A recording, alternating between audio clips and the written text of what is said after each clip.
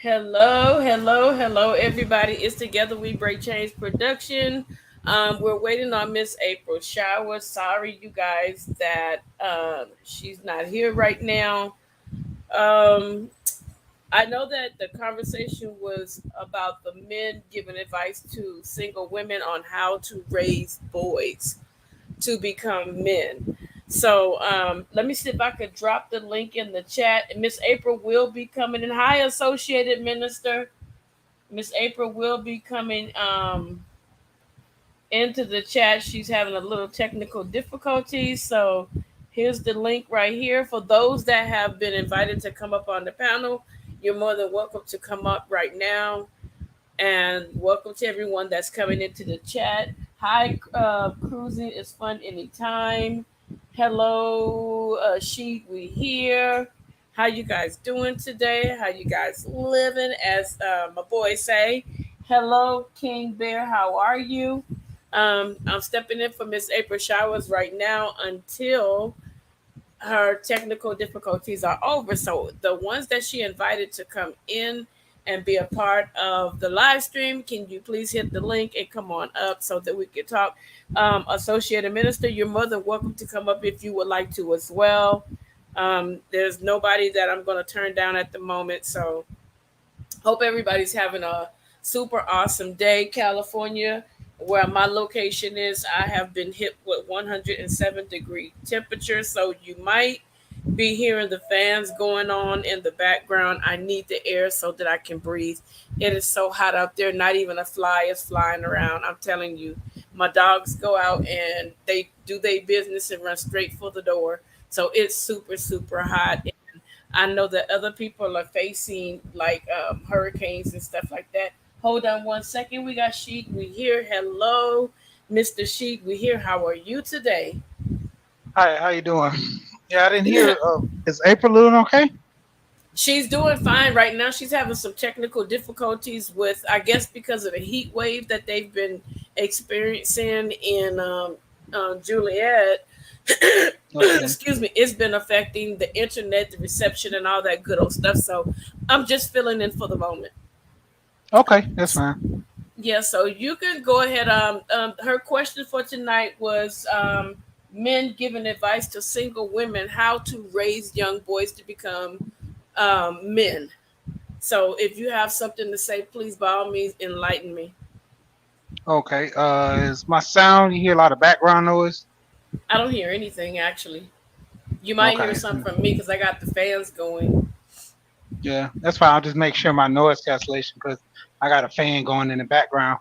But pretty much as it stands, I actually married my wife. She had two kids, and you know, even with me being a young man, having a male presence is key and real important. If it's not even the father, let alone being granddad, grandpa, I mean, just a coach, putting kids in sports, letting them communicate, deal with other kids. You know, back in the day, we had situations to where you had to be tested, like as they would call battle tested. Because there were situations you'll get into a fight in school, or someone will pick on you, and you have to end up doing things to kind of put yourself in the mold to either fight back or tend to curl back and stay to yourself. And it was always coaches and teachers that helped me get along through life, and help me understand, to being a young man, one day I'm gonna be a man, so I'm gonna have to take some things on the chin, but also got to learn how to fight my battles. But saying all that to say, having some male influence in a child's life is always key. Like I Hmm. said, if it's not initially the dad or some uncle or granddad or some other than the father, you still have coaches, you have male teachers. Male teachers are still present in the schools, not many of them, but they still have the male teachers that can help the kids. You have the coaches. A lot of my coaches, I just actually, to be funny, it's crazy. I just talked to one of my coaches today, my wrestling coach. He Hmm. called me because he met a young lady that used to wrestle, and he didn't even know the lady. But after talking to her so long, he ended up finding out the young lady wrestled one of our kids, and then he remembered her, and they had a long conversation. He was telling me once you get into certain sports, you have a friend for life.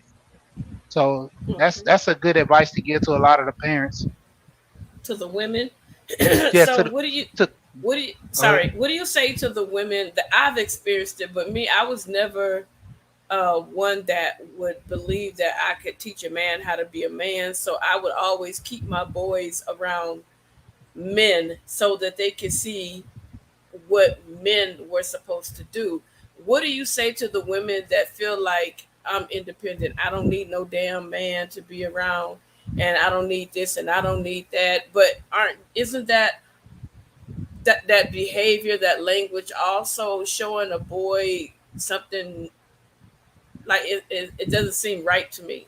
What do you think it does to the boy when he hears his own mom, auntie, grandma, and stuff say stuff like that about men as a young man? Tony. I'm sorry, I had to mute. But he would develop a level of resentment towards her because you know me being a young boy, and if I seen my mom always go at men and talk about men so bad, it's to an extent that as that child starts to grow up in his later years after teen years, he gonna start figuring, well, if my mom don't like all men, then she must not like me. And Okay. then the way she treats him, he's gonna start really feeling that way because, you know, a lot of things that hurt young boys when they hear this a lot, that you act or sound just like your father. Women say that without even thinking that if you don't like this man and you keep saying that this boy reminds you of this man, and if you don't like him, that child's gonna get an understanding 9 times out of 10, you don't like me. So, Es- I'm just here. espe- Especially if it's in a negative light, correct? Yeah, I mean, especially as if in a negative light. I mean, majority of the times, I don't hear too many times where, unless this guy's like my cousin, he was good at baseball, like his dad. But other than that, it was always the negative side of it. You never heard too much of the positive. It was mostly the negative that I seen from most people. Okay, Tony. So, what is your take on what I said? Okay, first and foremost, let me say good evening to everybody. Good evening.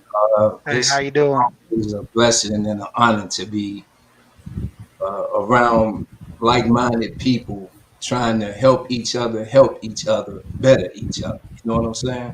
So, for me, I'm just giving my own personal life experience when I answer this question because I was raised by a single black woman, in a household of all women. You know what I'm saying? So, for me, experiencing not never knowing who my father was as a young boy growing up.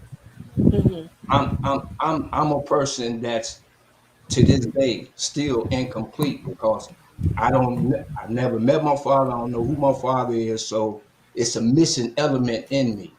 So with that being said, from the beginning, the topic of this whole conversation is not just women being raised improperly, but it's men also because everybody has been misinformed coming up.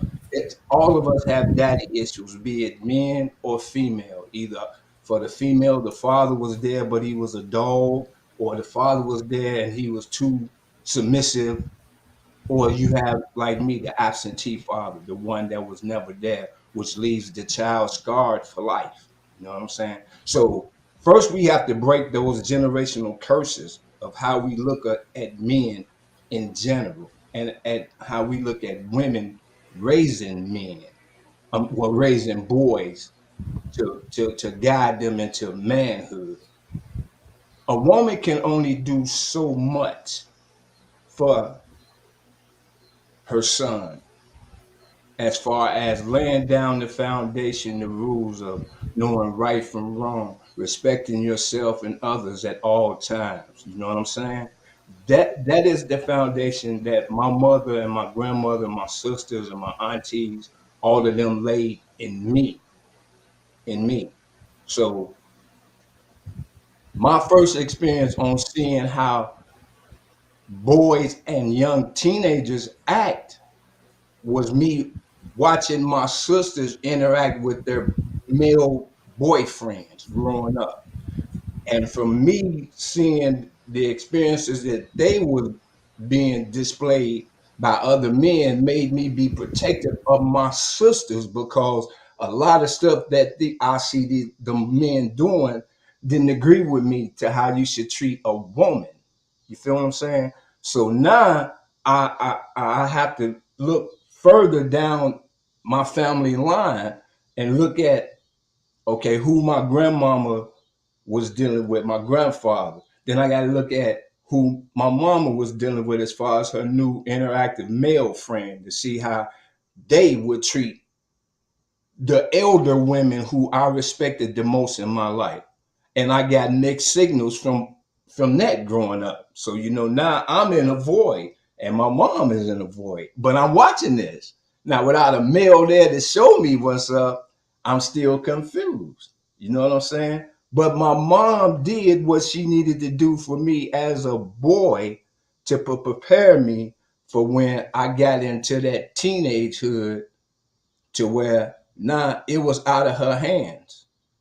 It was out of her hands as far as trying to rear me into being a man. Now she had to place me around some men who, in her mind, at that time, was role models for me. And it was some people in the community. Some was good, some was bad, but it was up to me to make the decision on who I wanted to base my life like in uh mimicking Right. the ways of manhood. You know what I'm Right. saying? So it took a Right. lot of people helping me get to where I'm at today. But had it not been for my mom instilling in me all that she could as a mother to prepare her son for what's ahead, I commend her for that, because Right. she knew her limitations. She was never trying to turn me into a man. She just put me in situations to where I could see, because children always imitate what they see and not what they hear. Correct.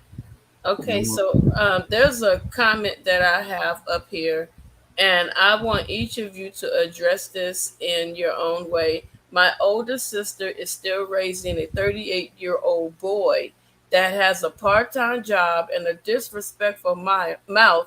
I can't be around his negative energy. So address that, and I want to know why women do that as well, because I couldn't see myself still taking care of no grown child of mine, especially if you're able bodied. So can you wait a minute, is it she we here? What's his name again? Yep, it's she we Okay, here. she first, and then Tony. I need you guys to answer that, and then she has more down here. We're gonna tap into some of these comments. Oh, okay. So basically, from that scenario right there, you literally have, the son husband method, to where a lot of women would, treat their kids as if, they're the husband. I don't have no man, so I got to make sure my son is in a good position. He's doing good. If he needs money, I need to get some money for him. I need to do all these things to, show him that I care. And that's when that takes toll on, the family. Especially if you don't have any other kids, all you have is that one child, you're gonna treat them that way. Or if that child has some, special needs issues to where they can function by themselves, but then you will put them in a situation where they're dependent on you. And like I said, it goes into the son method help situation, to where I don't want him to grow up. I don't want my child to be this way, because then they won't need me. So that word comes from that situation. Even with the disrespectful, I've seen in positions in my own family to where, you know, a lot of the older men still act like kids, get away with stuff, asking mom for money. And then I'm looking like I'm an adult just like this man is. Like, how does he get special privileges? And it comes from a point to where, some parents might feel sorry for their kid, or because they had them so young and they feel like they need to give them the world and they couldn't do it when they were younger. So they're trying to make up for lost times. It's a lot of methods going through that. But more or less, like I said, it's just a situation where the son steps in the place of being the husband, where you taking care of him, letting him get away with so many things, and then it gets to a point where you can't see yourself doing anything wrong because this is always a habit you've been doing for so long. You can't see it. Yeah, I can agree with you on that. For me, okay, like when I was reading that, the first thing that stung out in my mind was, okay, is this her only child? Now, if this is her only son, uh, just reading this here, this is about her wanting her son to be her king. Uh, that's my number one friend. When Right. you place your kid in the friend category, and once that respect factor is erased, then anything goes. Then I was triggered by the fact that he's 38. Okay, you 38 years old, you still living in my house, and you being disrespectful. So that lets me know that somewhere in there, the mom played a major role in that, because she may still have father issues that she has not addressed yet, and it's carrying over into her being able to be forceful enough to tell her grown ass son, look, you're a grown ass man, get the hell out of my house. Fend for yourself, But it all depends on that connection that they have or have not had with their own father that's caused them to cling on to that child, and Right. that's something that she has to look at for herself, because she created that mess. You know what I'm saying? And only she can correct that mess. You know what I'm saying? So, it's, but like I said, that being the worst thing, and this is just me saying this for me personally, the worst thing that a parent could ever do is become your child's friend. Man, that's one thing my mom, my grandmama, them, they did not play that. And they told me that and let me know that growing up. I am not one of your little pissy ass friends in the street, and you will not treat me that way. So I knew off the top, friendship with my grandmama, them, that was not even in the picture. You dig? They let it be known. And we have to get back to that, because, like I say, Yep. respect, man. Look, how can you disrespect the woman that brought you into this world? They saw daddy do it. See, some unaddressed, unresolved, unaddressed issues that they scared to face. Until we willing to face that within self, we gonna continue to keep fooling, going through that revolving door. That's just Okay. me being, sharing what I know personally, because it happened to me. Okay. I have a question for the two of you. This was a question that Miss April brought up last night when we did the ladies' night. Would you, Sheed and Tony, ever sit with your kid and smoke weed and drink together? That's my question. As a man, No, no, hell to the no. and why not? Uh, Because for one, see, how can that would be me contradicting myself, because if I'm telling my kids, don't be out there in them streets doing no damn drugs and shit, but I let them do it in the house. That's a contradiction to me. If I don't want you doing it in the street, you know damn well I'm not finna allow you to do it in my presence. And that old bullshit like, well, I rather them do it in his with me so I can watch them and see what they're doing. No, that lets me know that you lacking in your parenting skills in your house. Because man, that's showing me that you trying to be friends with your kid again. Parenting and friendship do not go together. And that's just my opinion. That's all I'm saying. Hell no, not in my house. Right. Yeah, that same thing applies to me. Now, having a drink. with your child something legal, when they get of age. I had a shot when I was underage, but more or less just having a conversation about me being a man and being older and understanding things about life. That was one thing different. But doing drugs, even if I did smoke weed, I would never ever do that with my child. It's to a point to where it's when I grew up with my grandparents. There were boundaries. There were certain things you did and you didn't do, and you respected. Even my grandmother, old as I was, and I was staying with her, I think probably up to the age of about 24, 23, 24. I didn't even drink in her house. If I did drink, I'll go outside or I'll try to sneak it in my room, but I didn't put no beer in the refrigerator or anything. And I was a grown man. I could literally say, I'm grown. I can drink the what? No, this is her house, her rules. See, that was the thing that was always respected with the elders or just your parents in general.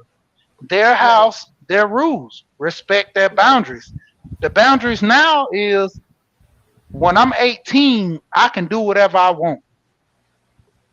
It don't work like that. See, this is where the distance where I see with parents now becoming the friends. You have the daughter going to the club with the mama. They both tag team and they kicking in. They cool with each other. It's to an extent where that can be Wow. something that a woman can do with her daughter and they have fun. But this Uh-uh. turning up stuff and shaking, like, nah. Like, I wish my wife would do something like that. My daughter, yeah, we was at the club. We was shaking. Shaking what? Y'all must be shaking some tambourines. Would y'all go to a gospel concert? Y'all ain't shaking nothing at the club. Let's welcome So in Chaotic Truth. That is, you better be shaking Yeah, some tamarind. for real. Shout out to Legend of Oz, and I am Betty J and Deacon Mr. Terry Jones in the building. Go on and spread that association that you're doing up there, boy. You got it all laid out. Okay, Yeah. Mr. Chaotic, can you address this question? She said, the young lady said that she has a, hold on a second, and this is where it all came from. Hold on a second, I apologize. She has, hold on, I'm catching up. I apologize for me not catching this. Hold on. She said, that she has an older sister. My older sister is still raising a 38-year-old boy that has a part-time job and a disrespectful mouth. And I guess as the auntie, she's like she can't be around the disrespect. So now she says that she herself has two adult women. She has two adult children. Oh, this disrespectful boy. She has two adult children. This is a sister. He is the oldest, and she has a daughter that is the same way. My niece got her first job at 30. Now she's 35. And she said I herself has three independent adult children that bring her joy. So what do you say to a mother that has a house full of adult children that are absolutely disrespectful, out of control, um, especially when it comes to the male counterpart? He doesn't seem like he wants to be functionable, but these young men stated that it's what she allowed to happen. She put that boy into, like, I guess the boyfriend's husband, boyfriend, child role or something. What did you say, Chaotic? Well, first off, salute to you guys. Salute. Am I to understand that these grown Negroes are in their 30s?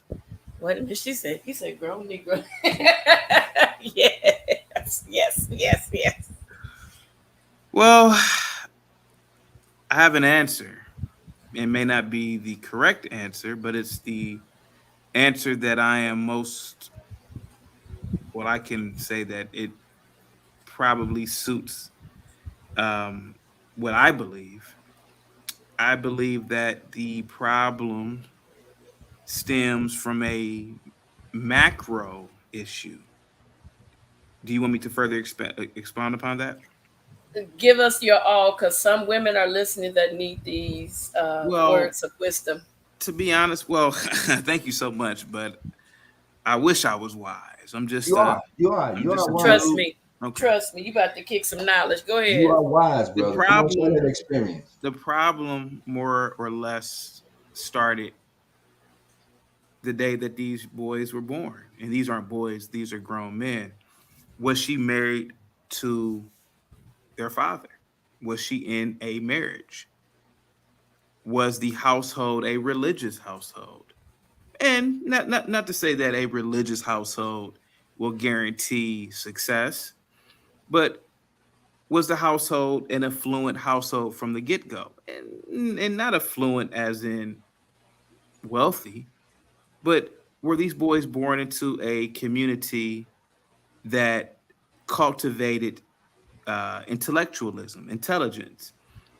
You know, I can't blame those grown Negroes for their behavior to a degree. I have to blame the overall problem within that particular family than likely. More than likely, she was a single mother. More than likely, she allowed her kids to play video games excessively growing up. There were no stable men in the household. She probably didn't mind them. And I'm only assuming, I don't know her. I don't know these men. I don't know if this is a real story or not. But more than likely, it started off with little things. I talk about this on my channel all the time, but it starts with playing video games all damn day. It starts with smoking weed all damn day. It starts with watching a lot of TV. I could assume that this lady probably watches a lot of TV. Growing up, when I was a kid, a lot of my friends' parents, particularly even grandparents, they were boomers and they watched a lot of TV, a lot. And believe it or not, that has very negative effects on the family. A family should be business.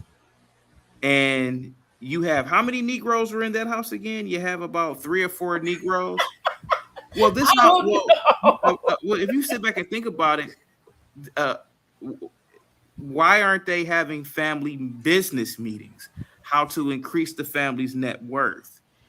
And I feel like a lot of families, black, even white, they they don't they don't look at family in terms of a business. And one thing I could say about at least what I've seen with Chinese, especially East Indians, and from where I'm from, the East Indians own a franchise called Mr. Hero. I don't know if you guys are familiar with that restaurant, but it's a No. restaurant, particularly in Ohio. But what these people do is that they will have 20, I mean, not 20, not that many, but they'll have 8, 9, 10 people in the house, and they'll all work a little job somewhere, but they will Right. combine their paychecks and they will put their money into a fund so that they can get a property, a lot, a storefront, eventually opening up a business, a functional business. And I feel like a lot of black people, we are too individual. I mean, there's nothing wrong with being an individual, but we're too individualistic. And that household seems to be in chaos because of individualist motivations. You know, Hmm. again, these 38-year-old men are probably there smoking weed all day, playing video games, probably got baby mamas, when in fact that they should use their resources that they have and create a family business or something. But that's just me though. I could be wrong. You know, I'm just a dude living on a planet floating in infinity. But that's just Could I me. speak something to that? Yes, yes, sir. Go Yes. ahead. Yes. All right. So you have situations, and now this is the thing that I talk about majority of the time as well. Yes, sir. I I can only do what I see. If I see my parents in a situation of struggling, as I get older, if I don't have the mindset to change my generational curse, then I'm going to do the same thing as well. If I don't see my parents talking about business, if I don't see any of these things, in other communities, you have situations to where, you know, if the son wants to be an entrepreneur and the dad can't teach him because he works, he will go find somebody and understandably put them in a position to, understand the do's and the don'ts, the regulations, and go ahead, find their way in, in the business of being an entrepreneur. But within our Right. community, majority of the time, if the father's not present, the mother doesn't know who's going to teach that child, and in that situation, they're probably only doing in certain situations in which either the mom let them do or what they can get away with. Because if they seen this coming up, what do you think the relationship amongst all the kids are going to be? They're going to be on this same narrative to, well, mom never questioned us about, going to school and making all A's. So why aunties question us about this? Mom never pushed us in the point to giving our all and, doing our best and pursuing a higher education or even getting a job. So why should we do it? I've seen situations where kids do that, but like I said, it's a taught behavior. If I see it in my family, I'm only replicating what I see. The behavior that those kids are doing, they're replicating from other people in their family, in which they say, well, what's good for the goose is good for the gander. Right. Well, if I can respond respectfully, my good man, you are part of the problem. Respectfully, and I'm gonna go into the reason why you are a part of the problem. There is no such thing as a generational curse if you are an American. You are automatically born into the greatest country on the planet. You automatically are 50, 100, 200 yards ahead of people in third world countries. Just because you did not see entrepreneurship in your family does not mean that you didn't see it in the real world where entrepreneurship exists everywhere when you walk out that door.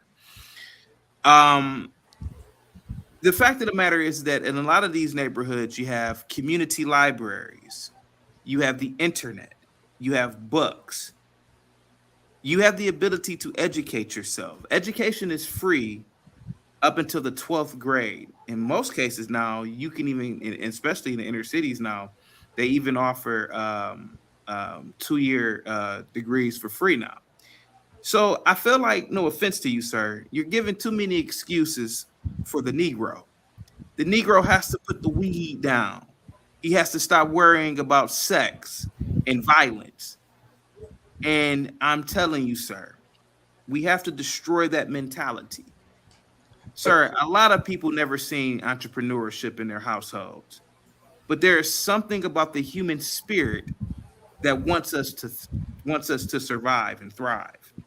And No, go that's ahead. that's Go ahead. that's man, uh, res- Respectful, respectfully to respectfully. you, Yes, sir. my young Yeah. prince, That's when why I'm you for made it. that statement I got you. about generational curses there not being such a thing, I tend to disagree. If Absolutely.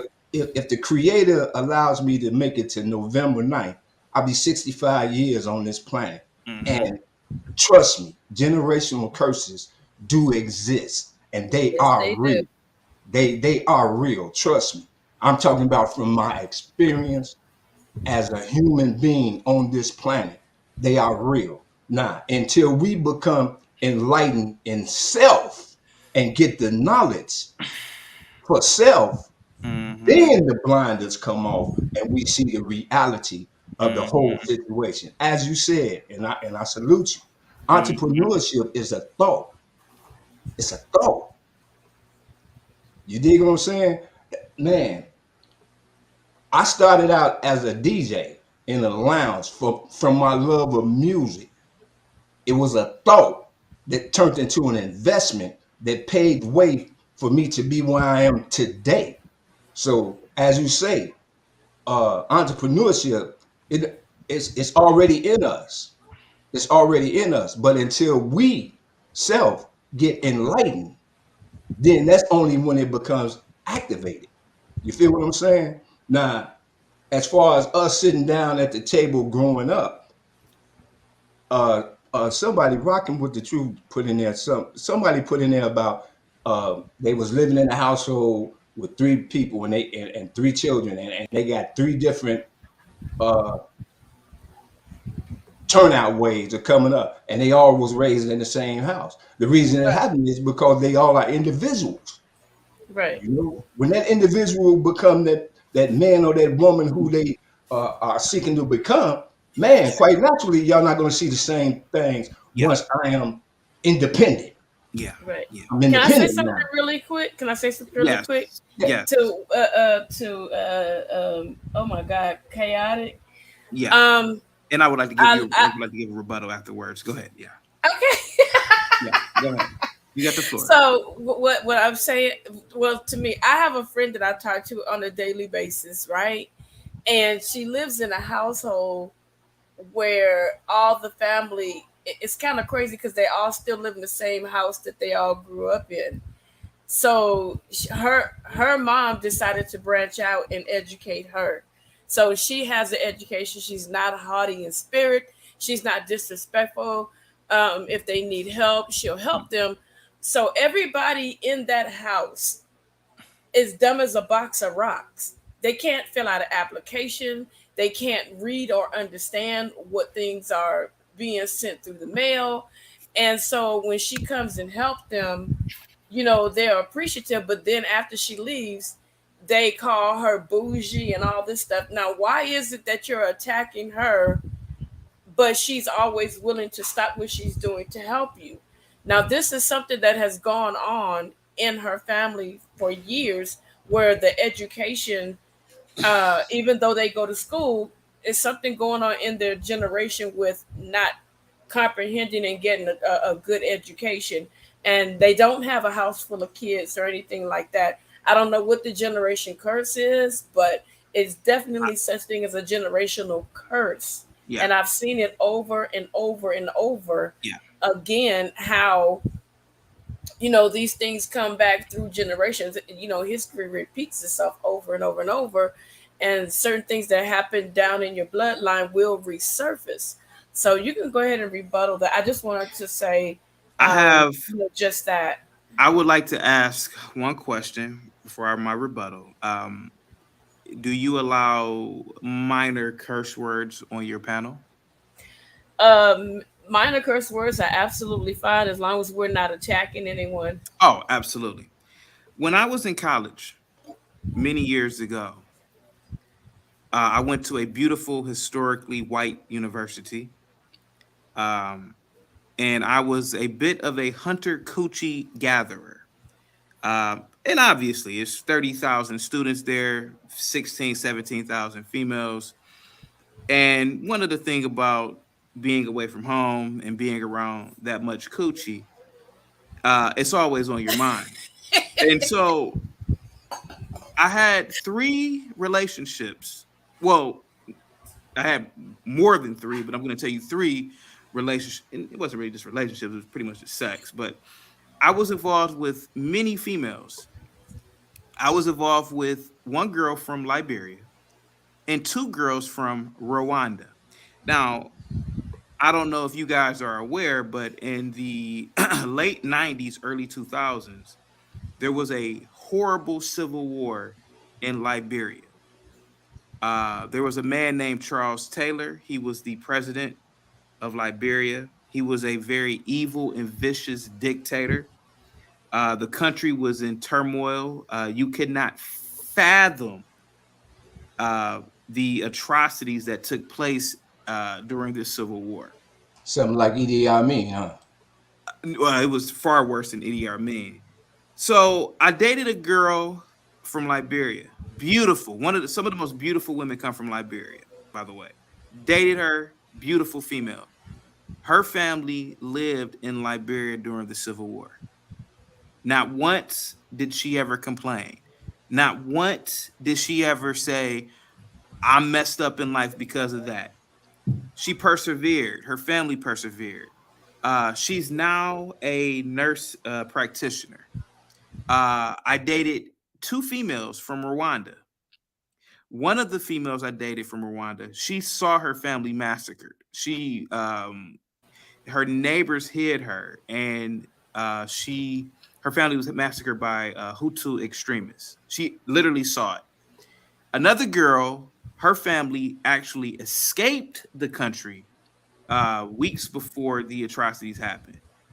But her family that remained there was her extended family that remained there was massacred.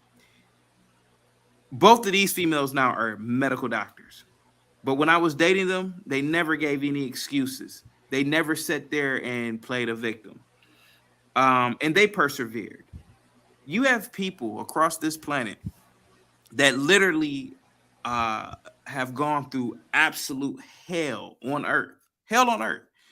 So when I hear you rich when I hear you rich Black Americans talk about generational curses, and I hear you rich Black Americans talk about oppression, I kind of laugh at you. You're in your wealthy cities. No offense to you, sir. You're in Chicago. That's one of the most wealthiest cities in America. You're in Chicago. I don't know where you are from, ma'am, and sir, I don't know where you're from at the top. But when I'm talking about you, I'm talking about the African American. You're the wealthiest Black American. You're the wealthiest Blacks on the planet. If Black America was a country, you would be number 8. Think about that for a minute. That's the buying power. I think it's like $2 or $3 trillion. Yeah. So the thing of the matter is that I'm not trying to downplay anything that has happened with Black Americans, but I can tell you this: there are places on this planet that are going through hell right now, and that have all types of generational quote unquote curses. The Black American really doesn't have a generational curse. That's just me, though.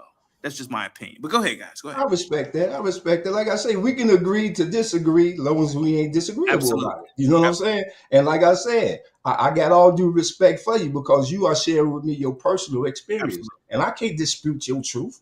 Yep. That's your truth. You dig what I'm saying? Yeah. Man. But it's everything that's being said is truthful and is knowledgeable. It may hurt certain people to a degree to where the truth's supposed to hurt. Mhm.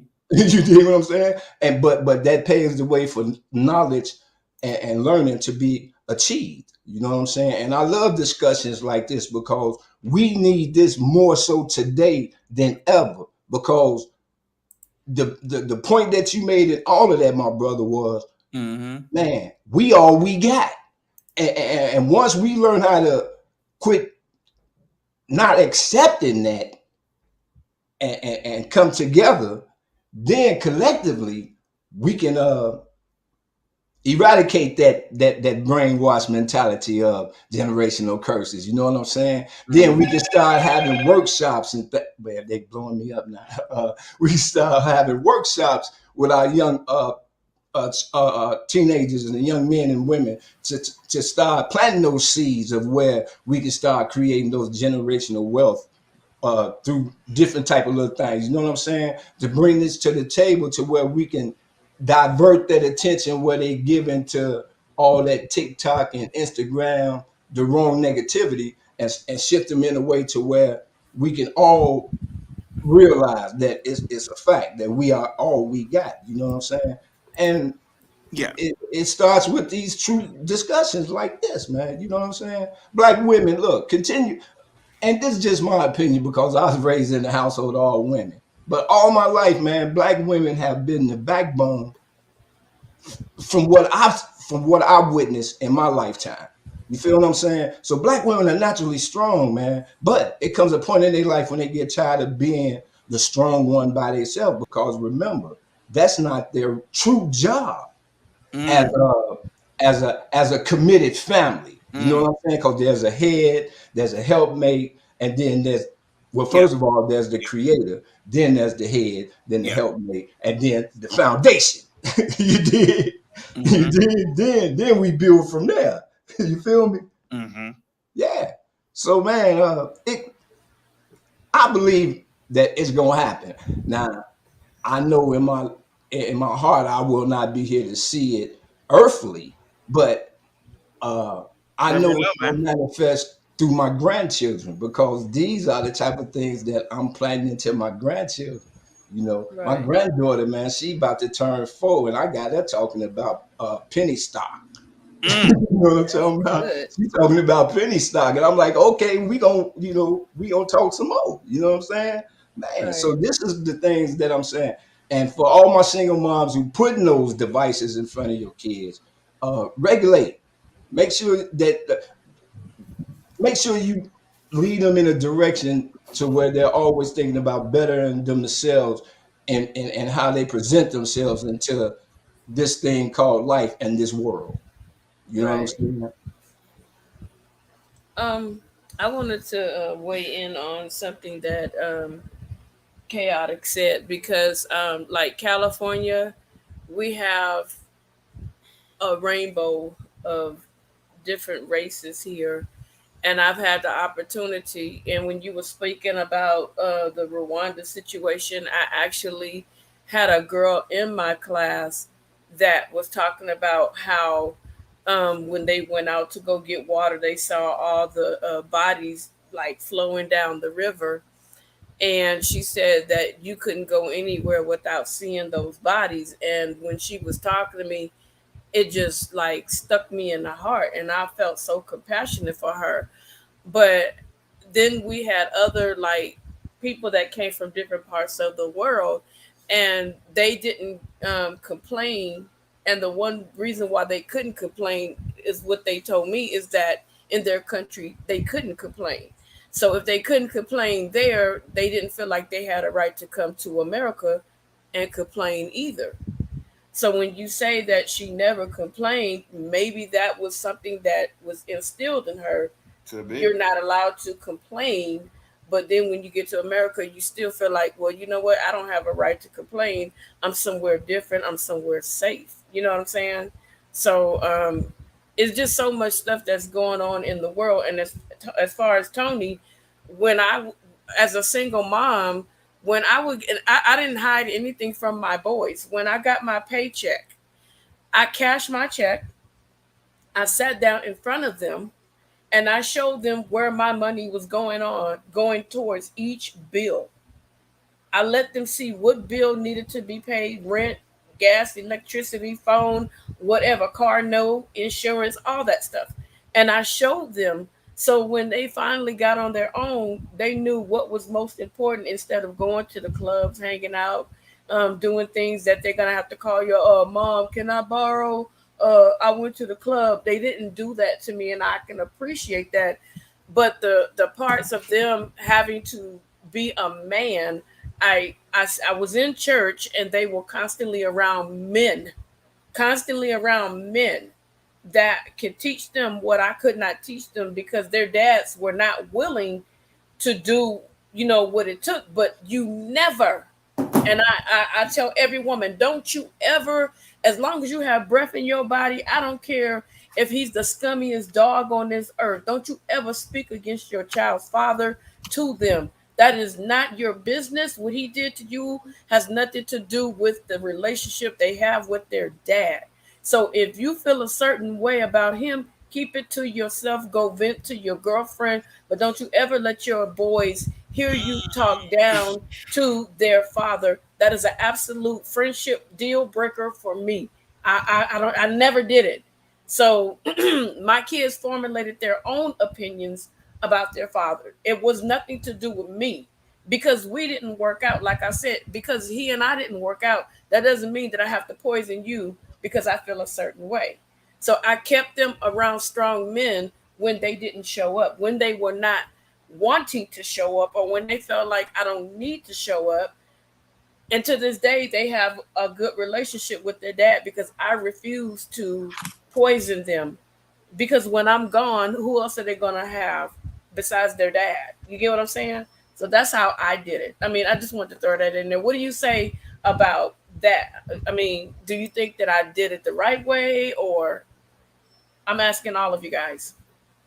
Sure, sure, for real. I mean, come on now. One thing that I'm grateful about my mom is, even though I didn't know my dad, I knew my dad. You feel what I'm saying? I knew his name. You know what I'm saying? So I know he existed because I'm here. Now he wasn't there for me none of my life, but she never spoke ill of my father in in my presence, or I never heard nothing bad about my father from anybody. You know what I'm saying? So uh always leave that to the kid, because the kid gonna grow up and come up with their own assessment of who their father is to them anyway, because it's their choice, So, man, continue to be true and honest. You know what I'm saying? Man, that's how they look. When they bring home a woman that has your same characteristics and value, then you know you didn't did your damn job.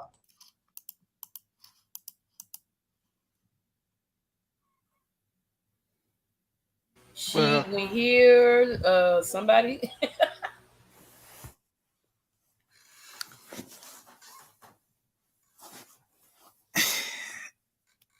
I don't really have anything to say about it other than um, you know, to prevent situations like that, you got to marry who you impregnate, or you just have to prevent all this stuff. But that's just me, though. But go ahead.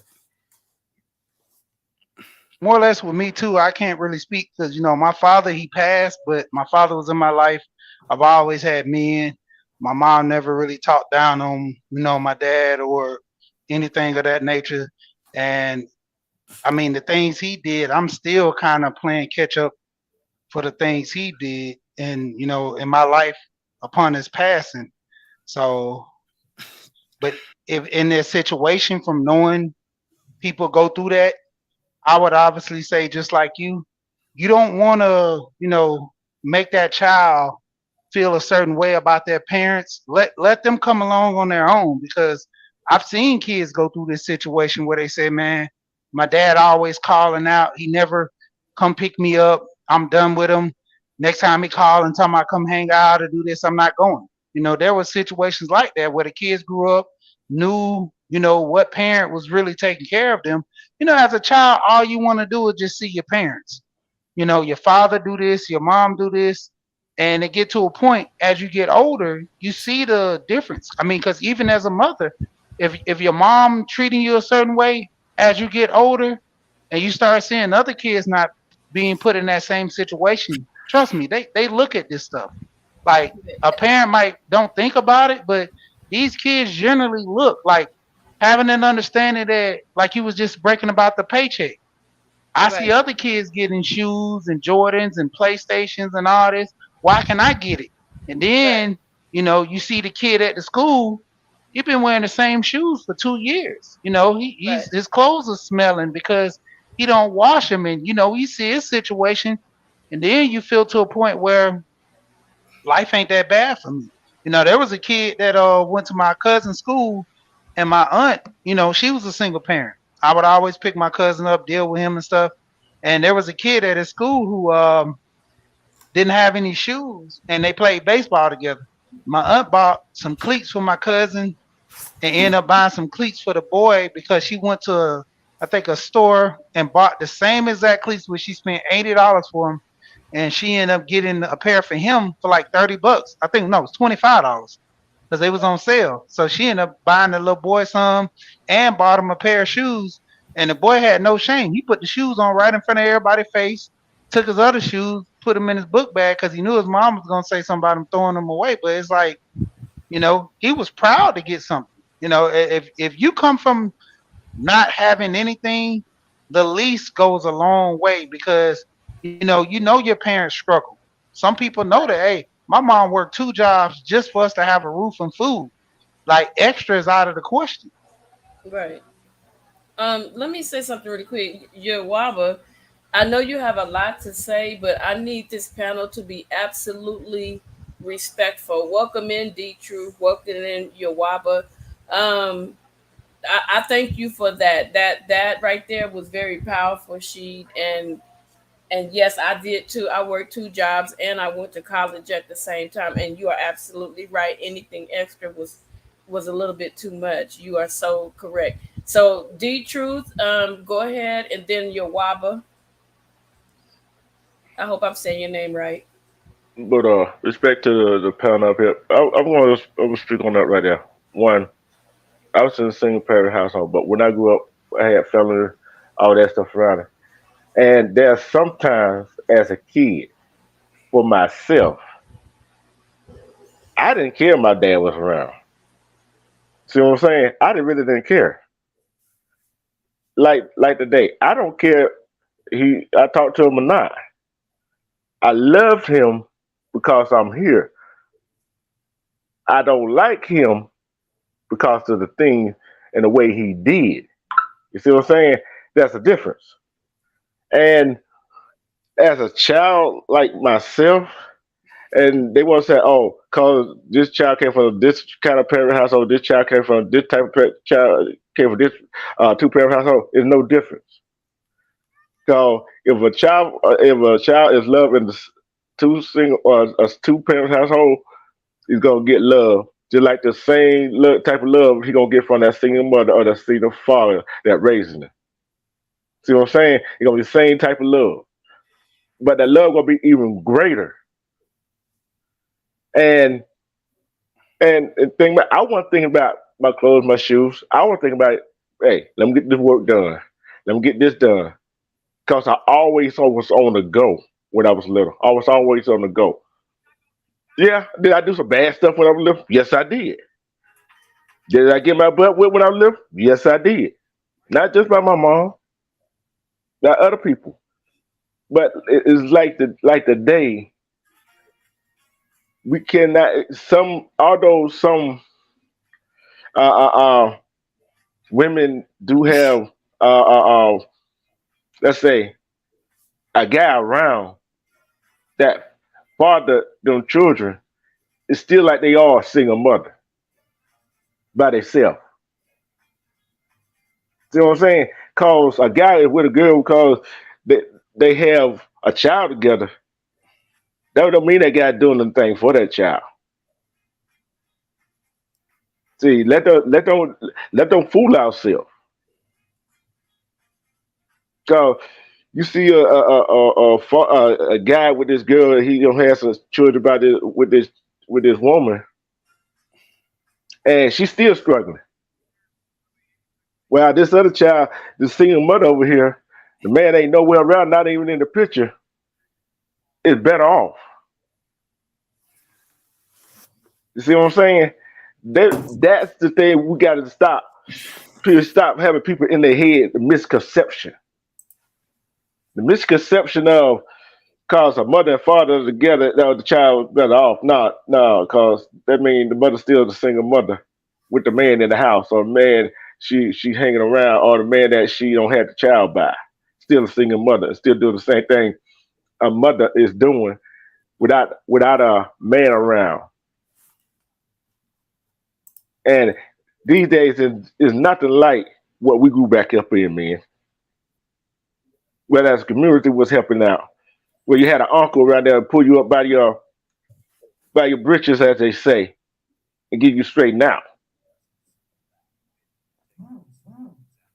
Cause, cause I had a plenty of uncle, older cousin. Like, come here, son, come here, come sit down right here. Why you gonna do that with your mother did when they did that?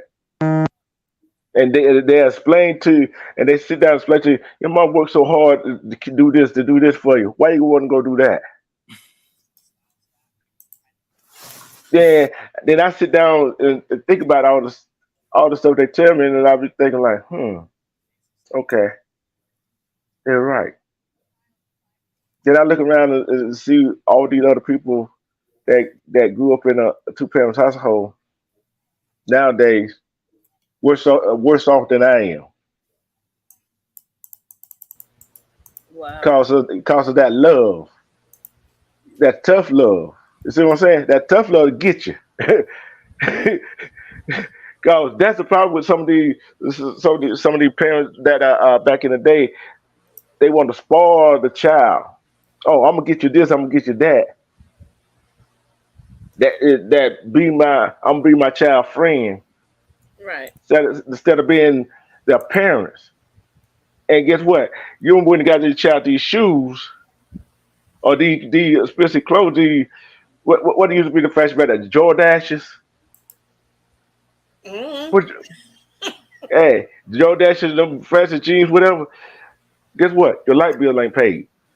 Right. I want this, I want that. No, it wasn't no I want when I grew up, it wasn't no I want this, I want that. Oh, you didn't give me this, you didn't give me that. Oh, yes, I did. Oh, you got a roof over your head, don't you? The light's still on. Hmm. Gas bill paid, ain't it? Food in the fridge. The water bill paid. You got clothes and shoes on your feet. What you complaining about? Right. And like I said, because people see a man and woman together, see a man and woman together, that don't mean nothing. Like you said, together, a mother was should a mother should sacrifice herself or whatever she need for the child's need. Amen. And I know our mom did, and it was two of Right. us. It was two of us, and I'm the oldest. That's Right. something my sister got that I didn't get. You see what I'm saying? But to be the older brother, I had to say, okay, I got the sacrifice. You feel what I'm saying? We got siblings, and you the oldest one. You got to be the one sacrifice, just like mom do. Right. So I yield the floor. Okay. Yawaba, Hey, how y'all doing? salute to you. Peace and blessings. Amen. Hey, brother, the brother that was talking about how he went to the trip and he was around a lot of sisters. Brother, what's your name? Chaotic. Kenyatta? Chaotic. Right. Am I saying it right? Chaotic Yes, truth. chaotic truth. Yes, yes. Oh, okay. I wanted to ask you. I heard you saying that that the family in Africa had seen that they people was laid out like they was going through a lot in the country, and so when they came to America, you were saying that the sister wasn't complaining. Could you elaborate on that a little bit for me? So I don't want to Yeah, put your words yeah, out of. yeah. So the two Rwandans and the Liberians that I dated, they never had a downtrodden or a victim mindset that I see that plagues the African American community. What I've noticed with African Americans, at least the ones that I've been around, they have a very, very negative mindset. They have a mindset of the white man is against them. They bring up slavery, anything that they failed at in life, they bring up some sort of an excuse. Whereas other groups of people who've actually have been through things recently, they won't really bring up anything. To be honest with you, they at least from what I've seen, they cherish, they respect, they value the free market society that America has to offer, the opportunities that America has to offer. And to be honest with you, that's what I've always found noble and honorable about a lot of those people that are literally from the continent that I've associated with. But yeah, yeah, yeah, And my other question, yeah. you don't have to answer it if you don't want to. But my other question is, uh, with the people called African Americans or Negroes or blacks, can you expound on your statement on that? Because I'm getting the notion that you're saying that we just making up complaints in order to stay complacent in our situation. Oh, um you're not losing your mind. I'm literally saying that. I believe that a lot of African Americans are making up a lot of stories to stay complacent. Oh, absolutely. Hmm. That's just an absolute fact. Yeah, you're yeah. Oh yeah, you're not making that up. That is that's actually what I'm saying. Yeah. Wow. And it's amazing that you actually believe that, because we have had a Black Wall Street and been crushed by the very people who you state and say has not plagued us with generational curses and stuff. So we have strived and showed them that we didn't need them, and we know the results of that. So history has a way of repeating itself. You know what I'm saying? As today is supposed to be the eve of the Martin Luther King speech, uh, you deny any of that ever existing or happening? Actually, I do. Actually, I did a 6 hour live stream today about the idiocy of idolizing MLK. I believe that a lot of stories, a lot of events are grossly over exaggerated throughout history, not just with Black people, but with other people. I believe that a lot of these stories are word of mouth, the game of telephone. I believe that you've been brainwashed in elementary school. They get you when you're early to believe certain agendas. Oh yeah, I believe that there that's I how they certainly start. believe that racism is for sale. It's a big business. I mean, think about just do your own research. But the Yeah, George Floyd riot, CNN generated $2 billion billion. in ad Yeah, revenue. yeah. Just yeah. I mean, just on showing, obviously commercials, commercial blocks, and Hmm. so think about this, man.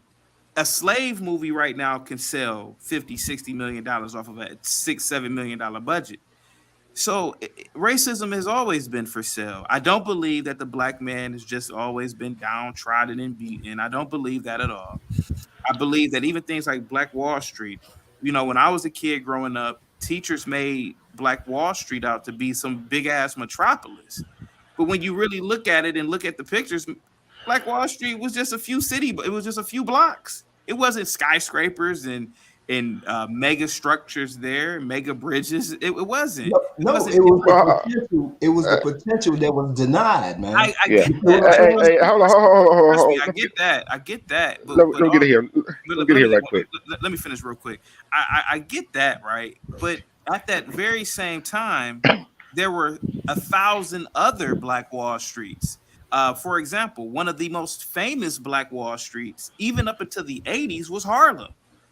You had Black millionaires, Black artists, Black musicians, Black I mean, it was all types of, even to the point where they called it the Harlem Renaissance. Nobody destroyed that. I mean, now drugs, I will admit, destroyed it, but that was, the people who did it. But the fact of the matter is that other groups of people have had their towns destroyed. The Japanese were in turn, Japanese Americans who were Americans were imprisoned for years due to World War II because the American government believed that they were spies. They had been born here. They had been 2 and 3 generations in the country.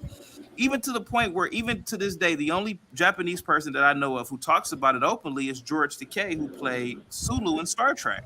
He talks about being a little kid, his family's property was confiscated, and they were thrown into an internment camp in America. Other groups of people have been through things, but they just don't use excuses like that when they fail. Oh, it's because of that. Go ahead. Hold on, bro. Okay, okay, hold on. Can we get D Truth? He wanted to say something. Go ahead, D Truth. Uh, I don't know where you. I've been doing this research for just about ever since I remember. Right. One, there were more than one block Black Wall Street. So Central Park in New York were taken over. Lake Lanier here in Georgia were put underwater. So was some in Mississippi and Florida were destroyed. City was destroyed. And like they want you to believe that in Germany that was the only concentration camp, which it wasn't. It was a concentration camp over here in the United States. With free black slaves were put all in this soup bowl where they nowhere they could escape. See, it ain't no excuse. See, it's people that think that way, that think that we all use that as an excuse. And speaking of George Floyd, what was the only excuse they had for him to deal on the net? What was the only excuse Arbery to get shot? What was the only excuse? Oh, What was the only excuse? What was the only excuse? you want me to answer? Cedric Lane. Hold on, I'm going down the road. What the Okay. only excuse for Trayvon Martin? What the only excuse for Tamir Rice? What the only Okay. excuse for Freddie Gray? What the only excuse for all of these people that got killed Can I give you an by answer? the opposite skin tone? Can I give you my answer? Yeah. What was the excuse? George Floyd was a career criminal. He was a No, dope. no, no, no, no. That would see. No, give me That's the hold on. That's the you asked me a problem. question. Hold on. That's the Okay. problem. I'm gonna I'm start sorry. you right there. I'm That's the sorry. problem. That's the problem. That's the problem. You didn't give me a chance See, to answer, I though. know. I'm gonna stop you right there. You I'm didn't give start me a you. chance to. No. When you said You, that you he didn't give, was a career criminal, see, that's I the get that. It hold had, on. Hold on. What did criminal history got to do with him getting killed by a police officer, a white that police day. officer? I get you. You see, Can I give you an answer? it do. But No, you can I give just you? hold Can I on. give Let me you? finish. Can I give you? No, You no, asked, you but you just asked me a question, right? you Hold answer. on, hold on. We Uh, got to get some order. We got to get some You okay, order. did We hold ask got me to on. a get some question, order. so I'm I trying to know give you my answer. I no, no. know, but it's called the Devil's Punch Bowl, D Yeah, Truth. yeah. I did a story about And that. Yeah, I yeah, did a and story they about it. lined up black people and they called in the white soldiers and they shot the black people and they slaughtered them mercilessly.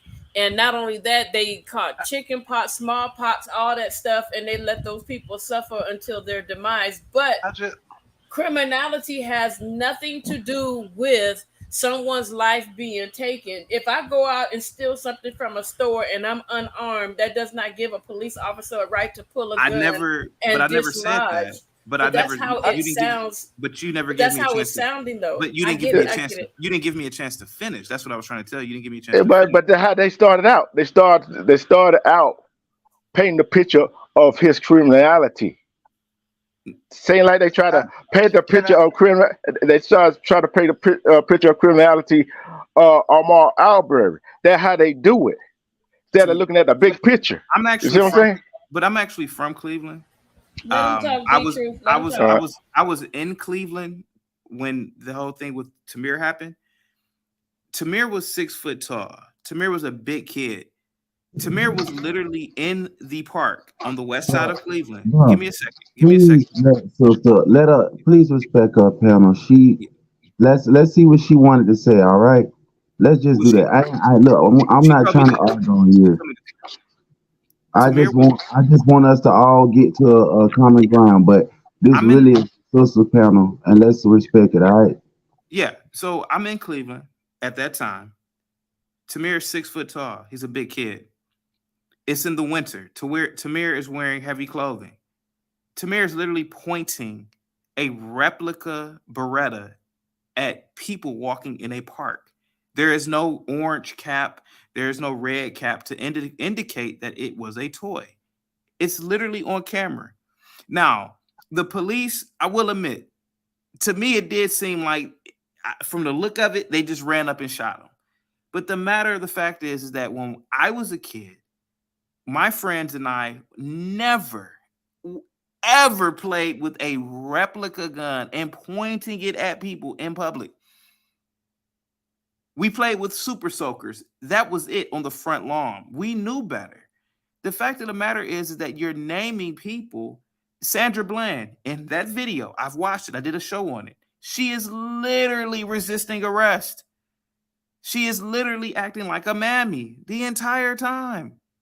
And George Floyd, yes, oh, his criminal history does not. Can His I criminal. ask you a question, sir? Yes, ma'am. Go ahead. Honestly, Go with ahead. utmost respect, I don't want you to take this No, as no, I'm no. Go ahead. being You can ask me. Go ahead. nasty. You sound like a self-hating racist a little bit. All I'm saying is that you and I are we're black. At least I think you guys are black, right? Because nobody's on camera, but I'm black. I know this for a fact.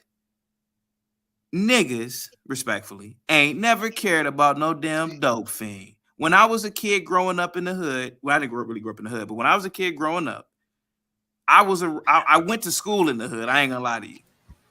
And Okay. I used to see people disrespecting the crackheads, the dope Right. fiends. And back in the Right. 90s, they called them strawberries. These were women Yep. who were worse than prostitutes. I seen them disrespecting these people openly. And so all of a sudden, the media created the George Floyd character. The media had you sympathize with him. Just like in the 90s when I was a kid, the media had you sympathizing with Rodney King. Rodney King was a career criminal. He was doing 130 miles an hour down the street. Dude, you And most can't do no Uh, uh, uh, 130 and no So is that a 100. career criminal? whether That's it a was hundred. he said it hold was on, hold on, 100. hold on, hold on. Let me stop. Let me stop. Let me stop. One, when is the against the law, police have the right to pull you out the car for smoking cigarette in your own car? All he had to do was get write that woman a ticket. I'm gonna give you a perfect example. A woman is sitting at the beach in Florida, doing nothing, waiting on her friend for at the beach. The police pull her out of her car, beat her to death. The judge said, "Oh," and he said that she attacked him first. But they wouldn't look about other people who said he did the same thing to them. See, you're looking at the criminalization of the people and what they used to do when they got that. The thing is, I'm looking at the whole picture. I don't give a doggone about what they did. It's all about what happened to them. Why was they did that way? Represent Amar Arbery. He just jogging. He like to stay in shape. And how many times have you walked in a abandoned house that's being built and looked around and walked back out? How many times have you been? See, I'm in the South. I know how it goes down there in the South. And went back jogging. He had no gun on. So these three white men boxed him in and shot him. Said they attacked him, except the funeral. So the you said the media put that George Floyd made him out of character. No, the media didn't make him out of character. The girl that who recorded that showed what was really going on. And guess what? It was in 2020. Breonna Taylor, Arbery, and George Floyd happened all in the same year. Whenever we always just about all everybody was on lockdown. They made America open their eye to see what really was going on. See, that's why I teach, show what history was really about. And they try to ban books that teach real history, our history, not their history, our history, what really going on, because they don't want to face the fact of what their ancestors did was wrong. And they and forget about, I said, they talk about reparations, forget reparations, give my people the land back, because everybody that was over here was not always from Africa. We was already over here. We are the kings and queens of these lands. Everybody derived from us. All the riches that you see that we use today is derived for us,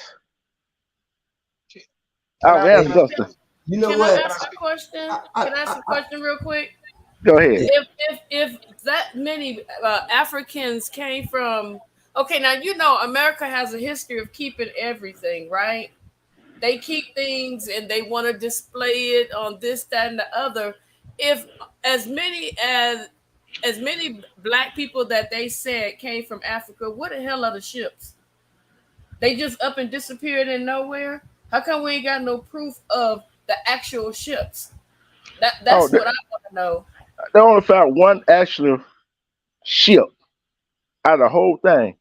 That's down in Mobile, in the bay down there. One ship, piece of the And I ship. don't believe that. I don't believe I don't that. believe it either. I don't believe it either. hey, look, you know what? I wanna say this again. I respect everybody's opinion up on this panel and those in the Same chat here. room because this is an interesting topic. I respect everybody's what thoughts and everything. It's just the fact that we all looking at the same picture, but we all getting different views. You see what I'm I saying? mean, he makes you think. He really Yeah. does. He jars your thought process. It may sting a little, but then you think and you're like, no, no, no, no, no. So That's why Right. I said all respect to Chaotic. I don't want Absolutely. him to think that I'm being rude. I'm just saying No. he's jarring our attention. He's Right. making us Right. think. He's making us pull out information. He's doing all that, and it's a wonderful thing. And it is much needed. That's why I say, it's painful, it's uncomfortable, and it's the truth. The truth is a two-edged sword. You know what I'm saying, man? So you You know may what? disagree with it, but continue to keep an open mind. You know what I'm saying? Because man, I'm looking at this is a teachable moment for me. Trust me, I am always willing to learn. Right. Always. You know what I'm saying? So And I'm trying to get to looking at some it of from a these different comments too, Tony. I'm sorry, I don't mean no disrespect. We building up here says I'm trying to understand what this man is saying about slavery and racism. Is it fake or is it real? Did the white man take the land over from the Indians? Was that real? Also, we building said can somebody ask this man were black people getting lynched and did they have to pick cotton? And was there such a thing called plantation? Has this brother been to Alabama or Mississippi? Let me finish. Let me finish because I want him to address this as I'm reading it. And what was his criminal? What does his criminal record? Um, I think she's saying, what does his criminal record have to do? You are making, and I'm a black female. She goes on to say, so was it okay to shoot in a black church and be taken to McDonald's? Let's see. What was the name of the ships and who owned them? So this is too chaotic. And chaotic, I would like for you to address this. Yeah, I definitely can. First of all, we all know that I want to go from backwards, right, to the last comment. I Okay. was a probation officer out of college. It was my first job. I hated it. I was a probation officer in Cuyahoga County for the Common Pleas Courts. Uh, though it's the aspect of it's a court, it's an extension of the court. It's still technically law enforcement. A lot of police officers and detectives, when they catch certain criminals or when they're investigating, they buy lunch and they do all types of stuff to an individual they're trying to get information from. That's common knowledge with black men. If anybody, a lot of times they buy you, hey man, we'll get you what you want. Oh, okay, yeah, you gonna tell us about what happened with Johnny? Yeah, what do you want from the? Yeah, so they do it all the time. Okay, so let me go to the whole thing with the plantations, right? I really believe, without a shadow of a doubt, slavery is an over exaggeration. To the young lady that is in the chat, I believe that it is a bunch of stories that are told and that are passed down the line to keep Black Americans mentally enslaved and downtrodden. Now, was there slavery? Sure, why not? There was slavery all over the planet. Hell, there's slavery going on right now. You know how your iPhones are made? That's made by slave labor in China because nobody, listen, LeBron and them, they're not talking about the Uyghurs in China who are working for damn near nothing, building these stupid phones. They're not talking about in Congo, all the blacks over there that are being forced into slavery to mine the coltan. But that's neither here nor there. The fact is that I just don't believe that your Black American ancestors were that much of punks. I just don't believe it. I can't believe that black men were getting bug broken. I can't believe Oh, that even black okay. men right now would even admit to some crazy shit like that. But Let the me same explain black to man, you. give me a second, sir. I'm almost done. But the Hold same on, black bro. I've man, been talking for a long time now. give me a second. Give me a What? second. Give me a second. Give me a second. How you I gonna say that give I me Hold on, answered? give your me wobber, give your me wobber. Hold on one second, give babe. me a second. After him, your Give wobber, me a you're second. next. I Absolutely, don't everybody. I don't After him, believe your it. wobber's next.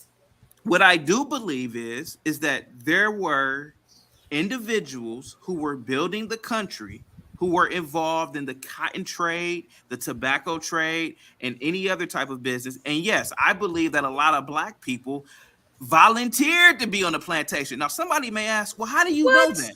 Hear me out for a minute. Somebody may ask, chaotic, how do you know that? I don't know that. But what I do know is this, according to history, according to our teachers, you literally had slave stories saying he bought himself out of slavery. Well, how do you buy yourself out of slavery if you're working for free if you're a slave? Maybe the slaves were getting some sort of compensation.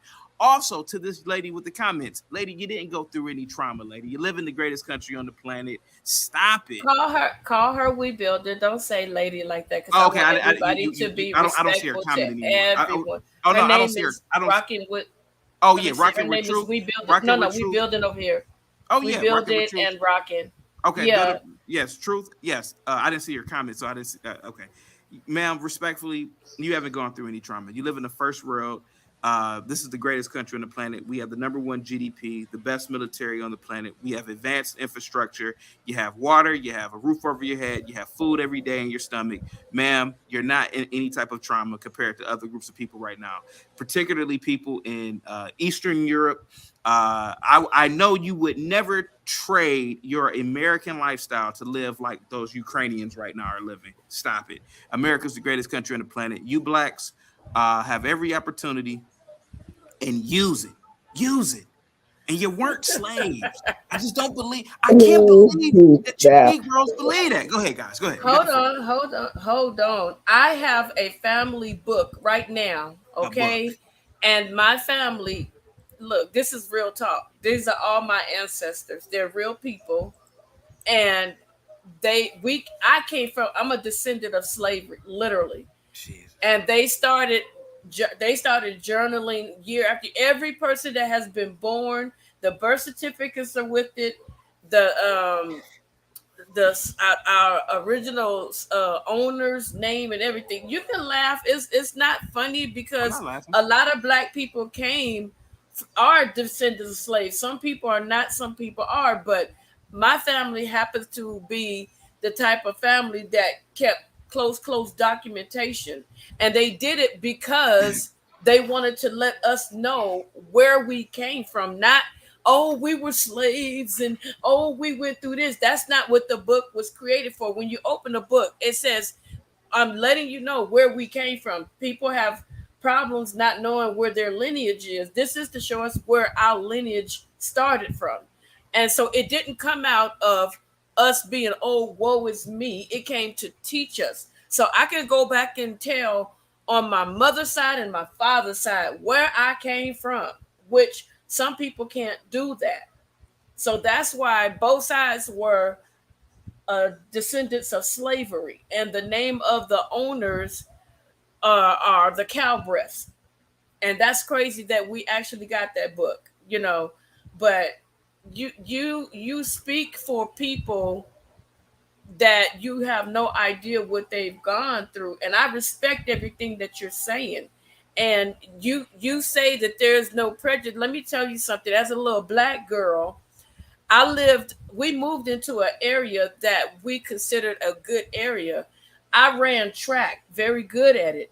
Never got in trouble. I was coming home one day from school. I had my track shorts on. I had tennis shoes. I had my backpack with my cleats thrown over it from track, minding my business, drinking the soda, and the police pulled up on me and drew down. Their only excuse was, you look like somebody that there was a report that was trying to rob a car. Now, the street that I was walking down, there were no cars allowed to stop. There were no cars allowed to even like a drop off zone or anything. So how is it that I was somebody that fit the description of someone that did a car burglary when there was no car at all in sight? You can look down the whole street and you wouldn't have seen a car. I So would I love to faced answer. these type of things over and over and over and over. Not only me, my kids' friends, my family members. I almost lost a family member to a prejudiced cop. So you're telling us that woe is me. No, we have stories. You Can I may not address you? have faced them, but we have. Can I address you real quick? Uh-huh. In 2006, I went to my fraternity brother's home. My fraternity brother's older than me. It was hot as hell this day. He hadn't came home yet, and somehow I had just fell asleep in my car. I wake up. It's this big dumb. Can I say the N word over here, ma'am? I'm just trying to make sure. Can I say the N word over Just here? say Negro because I It's don't want this. to get her It's channel this. struck.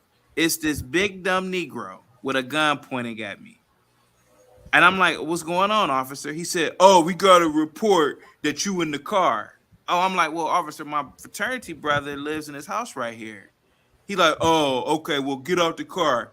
Okay, so this dumb Negro, or I call him a moon cricket, he places me under arrest, and two black mammy police officers come, and I try to explain to Why them, are hey you man, addressing black women as because I'm mammies? gonna That's tell you, disrespectful. no, ma'am, I'm gonna tell you why I'm addressing them as black mammies. You haven't given me a chance That's yet. disrespectful It's though. disrespectful because you are associating yourself with them, but you're not one I'm of not them. I'm not associating But myself. ma'am, I'm you have, just saying these are derogatory but names ma'am, that were I'm gonna tell used you why they're against black You us. see, mammies. he's Okay. been disrespectful the whole Okay, night, okay, can saying I? little Okay, okay. sly comments like These this. two black Let me female finish. officers, these two black female officers came up, and I said, "Hey, man, I'm just a college student, yada yada yada." And when it was all said and done, do you know what these two black women said to me? Okay, Mister College student. Oh no, they said, "Okay, Mister Junior," like junior in college. And so, what I'm trying to tell you is that I've done a show on this. I don't believe that it's a racist problem in the police force. I think it's a low intelligence problem in the police force. Maybe somebody did call the police on you, ma'am, in that neighborhood, and the cops are too stupid to investigate and ascertain a situation. Maybe they're just low intelligence. That's all. I did a 5-hour show on that. We might have a low intelligence problem in the police ranks because the same. Uh, Okay, all right. Okay, I go ahead. think a lot uh, of Go ahead. policemen Go are ahead. Go ahead. scary. I think a lot of policemen were they've bullied. been bullied. Yeah, I think they were bullied, and so now they have a sense of power. So what they want to do is they want to enact that power. It's like misguided anger.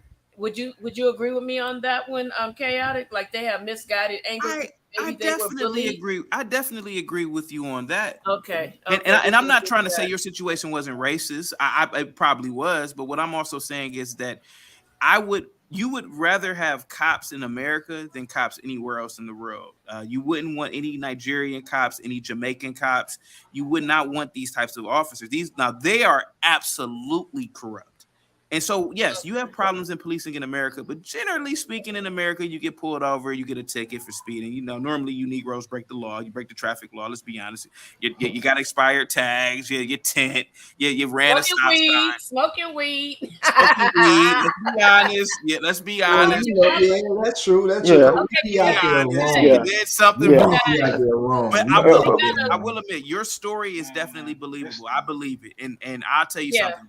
I had two buddies of mine who were staying in my house. They were paying rent, nice neighborhood. Cops, Cleveland Heights cops, they pull up and they said, "Oh yeah, somebody called the police, but we know it's just some asshole neighbor." Now my neighborhood is mixed; could be black, could be white people, but they probably Where's didn't your like the fact that wallet? these young guys are living on this street. But Yeah. yeah, He oh, got dropped down. Okay, you guys, we need to get Yawaba back because we have been like over talking Yawaba. Yawaba, Yeah, please hit the link and come back up. We need to give the floor to Yawaba. yeah, yeah. And Come back up. hey, I'm gonna say this right here. And I think Tony and Together heard me say this on my panel. Where one, what happened in L.A. That police officer, Navy, he saw his one that supposed to been training him do something wrong. He went to spoke out about it, right? And he knew no, they railroaded him. He waited 2 years to get back at him. See, the biggest gang is not the Bloods and Crips, all these other gangs around here. It's the police department. Okay, And D-Truth, I'm sorry. After D Truth, please give the floor to Yawaba, please. I am. And think about it right here. How many them Caucasian cops done got off?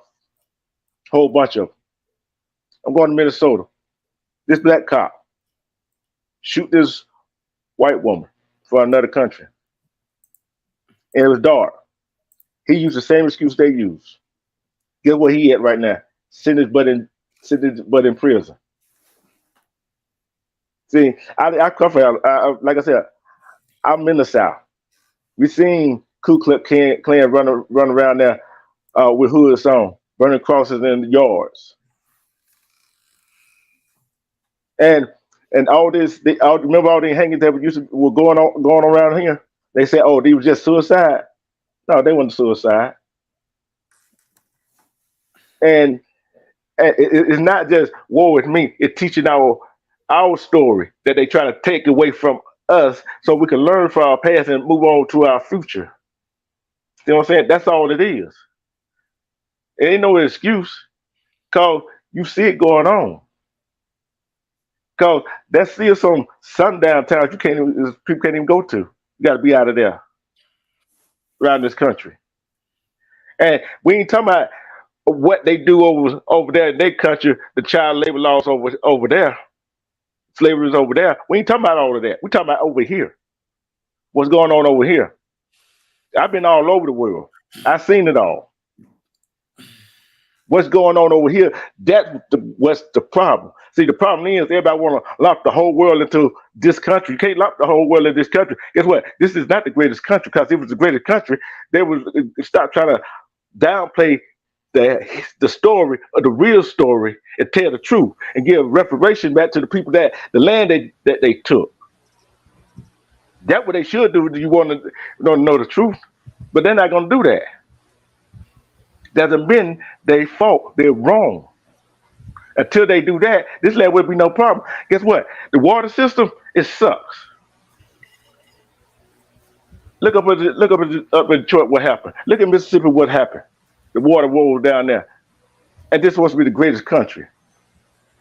They still owe that on China. They owe a whole lot of other nations. And guess what's going to happen? All them nations going to form together to beat the United States butt when it comes down to it.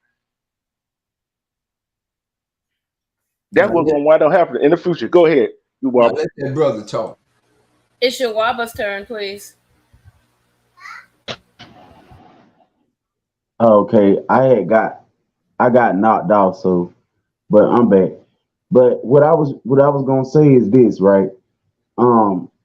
They say that we're in the greatest country on the earth, but they don't want to talk about how they got to be the greatest country on the planet. And it ain't great to me. It shouldn't be great to people who the country got great off of shedding innocent blood of people and raping and can I say that word? I'm sorry. Forcing themselves on our women. Say great. GRAPE. I just say forcing themselves. Is that okay? That's cool. That's cool. Yeah, and they did all that stuff, and then turn around and say ain't nothing to see here. We see it, but other folk that want to deny it, they act like they don't see it, and they say what happened to all the ships. The records of in America, they might done covered all that up and hid it and then broke the ships up and stuff because they like to cover up history. But if you want to know the history of the ship, all you got to do is look inside of the Portuguese and inside of the Spanish archives. You got to go over there and look, or you can look it up. It's online right now. It's on the archives. All you got to do is look it up. They'll tell you who we was called. They'll tell you what law they had made to make us stop calling ourselves who we really supposed to be. They did everything they could in their power. We came over here. We didn't speak their language, and they forced their bastard language on us. The English was created in the 1500s.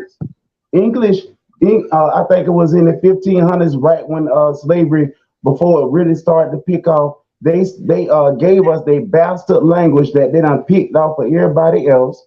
And then they turn around and tell us that ain't nothing to see here. It's everything to see here. Why? And I'm not against people that say they want to go and fight for this and fight for that. I think if you can fight that hard for a country that done destroyed your nation, you should have enough decency in yourself, like the deacons of defense did, and got together and said, you know what? These people is terrorizing my little children, my brothers, my sisters.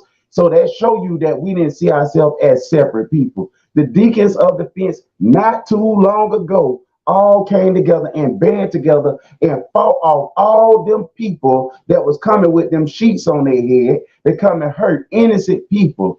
And I want to ask you a question. No, now one of us could go and live anywhere if it wasn't for the people that came together and said, enough is enough. Black people, what we call ourselves now, we had to make up in our mind to determine within ourselves, we going to sit here and die or we going to stand up and fight. I heard somebody say this: it's better to live like a man than die like a coward, and that's what our ancestors did. We never made no excuses for ourselves. We had movie theaters, we had all type of stuff inside of that Black Wall Street. We didn't just have it right there; we had it in Florida. Matter of fact, the people that came over here, they destroyed a nation and put them people up as heroes and made everybody that opposed them the enemy. Think about it right here. This man was over there in his own country. How many presidents that done been massacred even in the land what they call Africa? How many leaders have been massacred? And we feel bad about that, which we should. So now let's look at everybody life that's been taken, that's a part of that land. They got more right to be a leader in that place. It don't matter if they was on the crack pipe. It don't matter if they was an alcoholic. They had more rights to those lands than these people did that done shadowed the whole earth and claimed it for themselves. They draw themselves all in our history book. If we say, okay, the Bible ain't ours, okay, we reject that now. But it came from ours. It came from us. Now you look inside of the catacombs, you look inside of the tombs in Masreham, why they painting themselves over the art inside of there? They going inside of every place where dark-skinned people draw history of themselves, and these people come in and they paint themselves. They say black people is Africans. So if black people is Africans, why they painting themselves in the picture of the African? If black people, we know we not from up there in the north. We know that. So that's a no-brainer. We know we ain't from man one of these people. So when you go and you look in the Mayan Empire was over here before they came over here. We say, and that's why I don't understand why how some people that say they are the people that came, what they said they seen over here. They on the east of Africa right now. So we know that wasn't the same people, because if they were the same people, they would defend their people.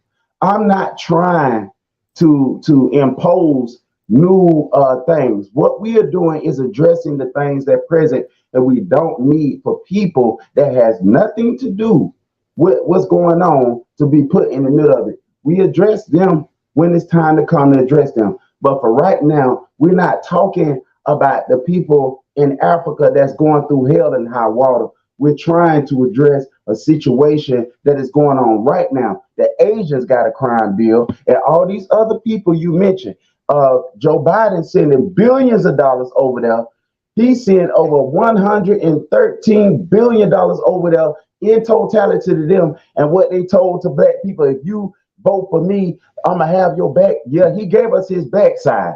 He turned right around and gave us his proverbial backside. That's what he did. He put the LGBT. Obama came in there. He ain't do nothing for black people. And so what black people supposed to do? We can get rich and still be poor. They can shoot you down. How you going to spend that money? You can't spend money. That's like somebody asking me, if you jump off of this bridge, I pay you enough money where you can pretend like you is a citizen of these places where we treat you like you ain't nothing. You the scum of the earth. All right. Ooh, we had a person that dropped off, and I really wanted his input, but I think, whoa, I mean, I hope I get an A on that test. Obama ain't playing. Check this out. Hey, check this out. For some people that don't know, you know what they call Italian. They was over here. They would consider less than us, right? Right. And then you know how they got to be considered the other folks, right? They paid. They paid to be considered the other folks. You see what I'm saying? So it don't matter how much money we get. It don't matter how much equity we get. We'll never be in the upper echelon. Okay, right. You know let's take Michael Jackson and Prince for a minute. What happened to them? They gone. They gone. Look at all the people, and look what they try to do to Bill Cosby. What Bill Cosby tried to do by NBC, right? NBC, yeah, they didn't want them to. Hmm. And and Okay, D Truth, hold on one second. Hold that note. Um, I wanted to add, what is his name? The one that not the one that played in the Green Mile. It's another guy. It's another big old guy. Um, Jesus, he played in that movie Dave. I forgot his name. He's a big black guy, and he played also in that movie Baby Boy.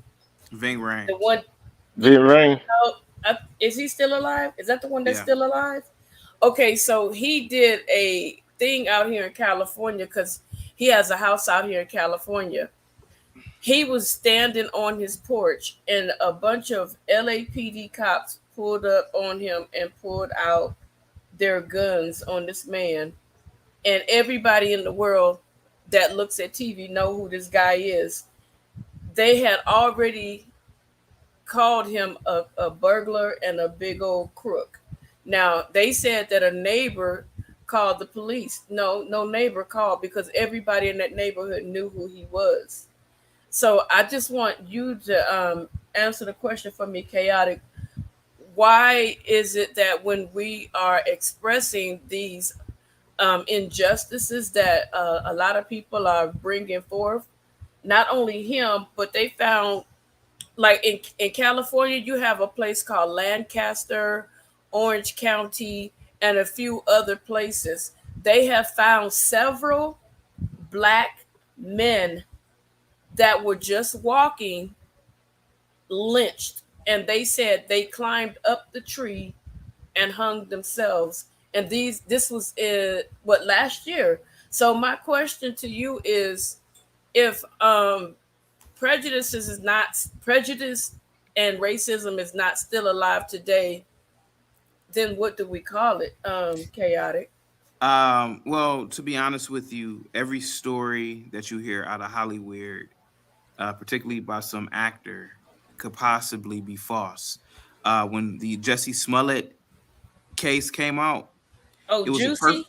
juicy. It was a perfect example. It was a perfect example of what I've always believed, that a lot of racial events are hoaxes and they never happen. I did a live stream about Carly Russell the day she supposedly was kidnapped. I was the only content creator that day, that hour, that said that is a lie.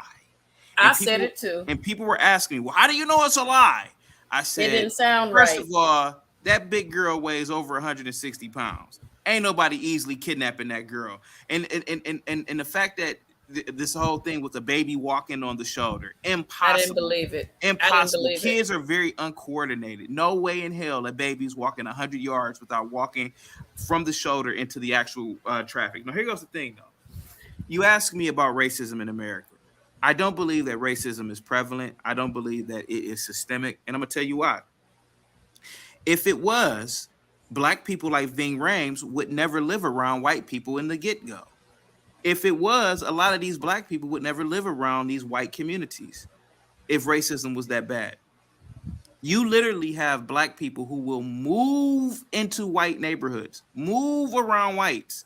You literally have, okay, I'm not going to mention other countries because I was told not to do that, right? But I Thank know you. for a fact black people are capping when it comes to this whole racism thing because black people will literally, if they get money, they will send their kids to white schools, white private schools. They will go to white businesses. They will go to white neighborhoods. How racist can these people be if we, Negroes, are always trying to be around these people? And then, God forbid, I tell people, hey, man, I'll buy you a one-way ticket to Liberia. Oh, I'm not going to Liberia. Well, why not? Liberia is all black. Everybody in Liberia is black. You won't find any white person in Liberia. You won't find any white person in Niger or Burkina Faso. Okay, but we don't speak the language, so why would I go Why somewhere not that I learn don't it? speak the language? Liberia, they Well, speak English in Liberia. They speak huh? English in they speak English in Liberia. Liberia Bro, isn't. Hold on, give me a second. I'm almost done. Let Give him me a second. finish. Let him I was finish. waiting. Let him finish. So no, to answer your question, no, I don't believe that racism is systemic. I don't believe that those men lynched themselves. I'm sorry, I don't believe that those men were lynched. Supposedly, I never heard about it, but I don't believe it. I don't even believe those things even happen, to be honest with you. I think a lot of these stories are manufactured and created by the media, to Are be you completely honest. kidding me? To be Oh, hold complete, on. ma'am, did we No, no, not no. just Let go him over finish. Let him did we finish. Let not him just go finish. over did we not just go over Jesse Smollett? Did we not just go over Carly Russell? Ma'am, these stories have been going on for decades. These race hoaxes. I'm telling you, So I would like for you to tell the family that is still holding candlelight visuals for the individuals that were lynched. I would like for you to tell them that the pictures that the coroners and the police officers and the family took are fake. I would love for you to tell them that and see what ma'am, response you get. ma'am, is it plausible to believe, and I don't want to get cut off because I wanted to bring this up. I'm When not that cutting you off. when not you, I'm talking about to the gentleman on the panel. Okay. The young lady brought up lynching in the comment section. I did a live stream on this. First of all, there is actual numbers on lynching in the early 20th century. It wasn't that Hmm. many. Now, a lynching is bad, right? But, ma'am, is it plausible to believe that in the early 20th century, people who were lynched were criminals? And is it also plausible to believe that black people may have lynched fellow black people who were criminals? Do you honestly believe that black people were this angelic, running through the grass, butterflies flying people? We were just so peaceful. I believe that we No. had a lot of. I believe we had a lot of George Floyds and Rodney Kings in those little towns in Alabama and Mississippi back in the day, and I believe a lot of the town folk killed those Negroes. That's what I really believe. And I'll tell you something else about these cross burnings. I really believe this too.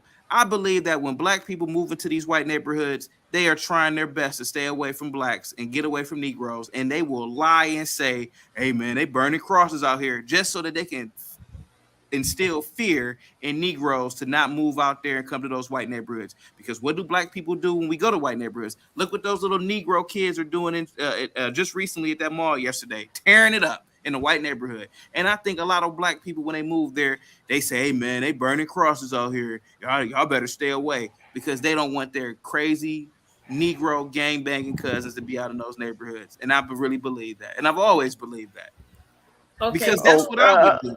That's what I let me get in here together. You know I do this for a living, right? You know I do this for a living. No, oh, together. okay, okay, okay. You know But I do this for a living.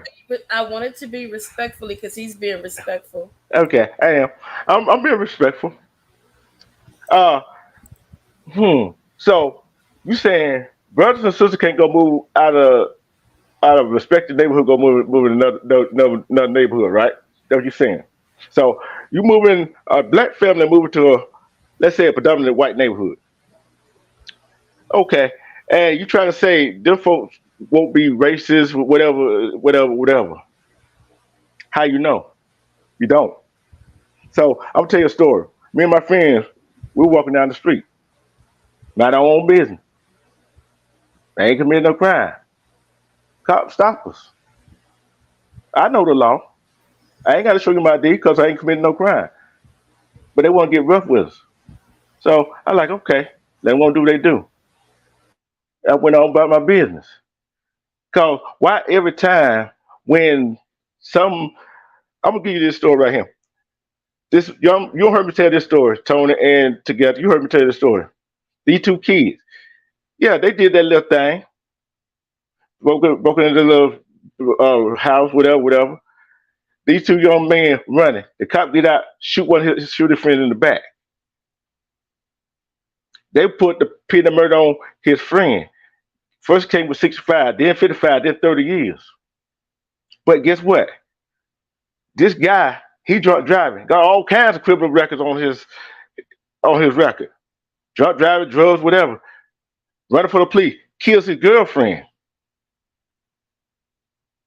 He get 3 years by the same judge that gave that young kid 30 years for a cop shooting his friend in the back. And guess what color that guy was that killed the girlfriend? He was white. What a justice in that? And he had drugs in the system, alcohol in the system, and he had a criminal record. Don't tell me about systematic. We don't see too many of our brothers and sisters get swindled in the justice system. That's why these lawsuits. Why you think they do not want to take immunity from a police officer? Why you think you every time a police go do something messed up, you had to come out your hard earned money, got to pay for their stupidity. They mess up. See, the thing is, when when that happened, this white guy got 3 years for killing a girlfriend. He had a criminal record, but they want to blame this young black brother, little boy, for his friend get shot in the back. Want to get him 30 years, but when a white person running for the cop get 3 years. Just thinking that was the brother that ran for the cop and killed the girlfriend. Guess what? He would got more than 3 years. Why every time a black man, a black woman go up in front of the judge every time and get more time than his counterpart? Systematic. Why down in the state of Florida they trying to get rid of all the books that teach the real story, that our story, try to teach our young black kings and queens what really went on? Why they want to try to punish the teachers down in Florida, and they doing the same thing in Texas? Want to punish the teachers and want to send them to jail for teaching stuff that right.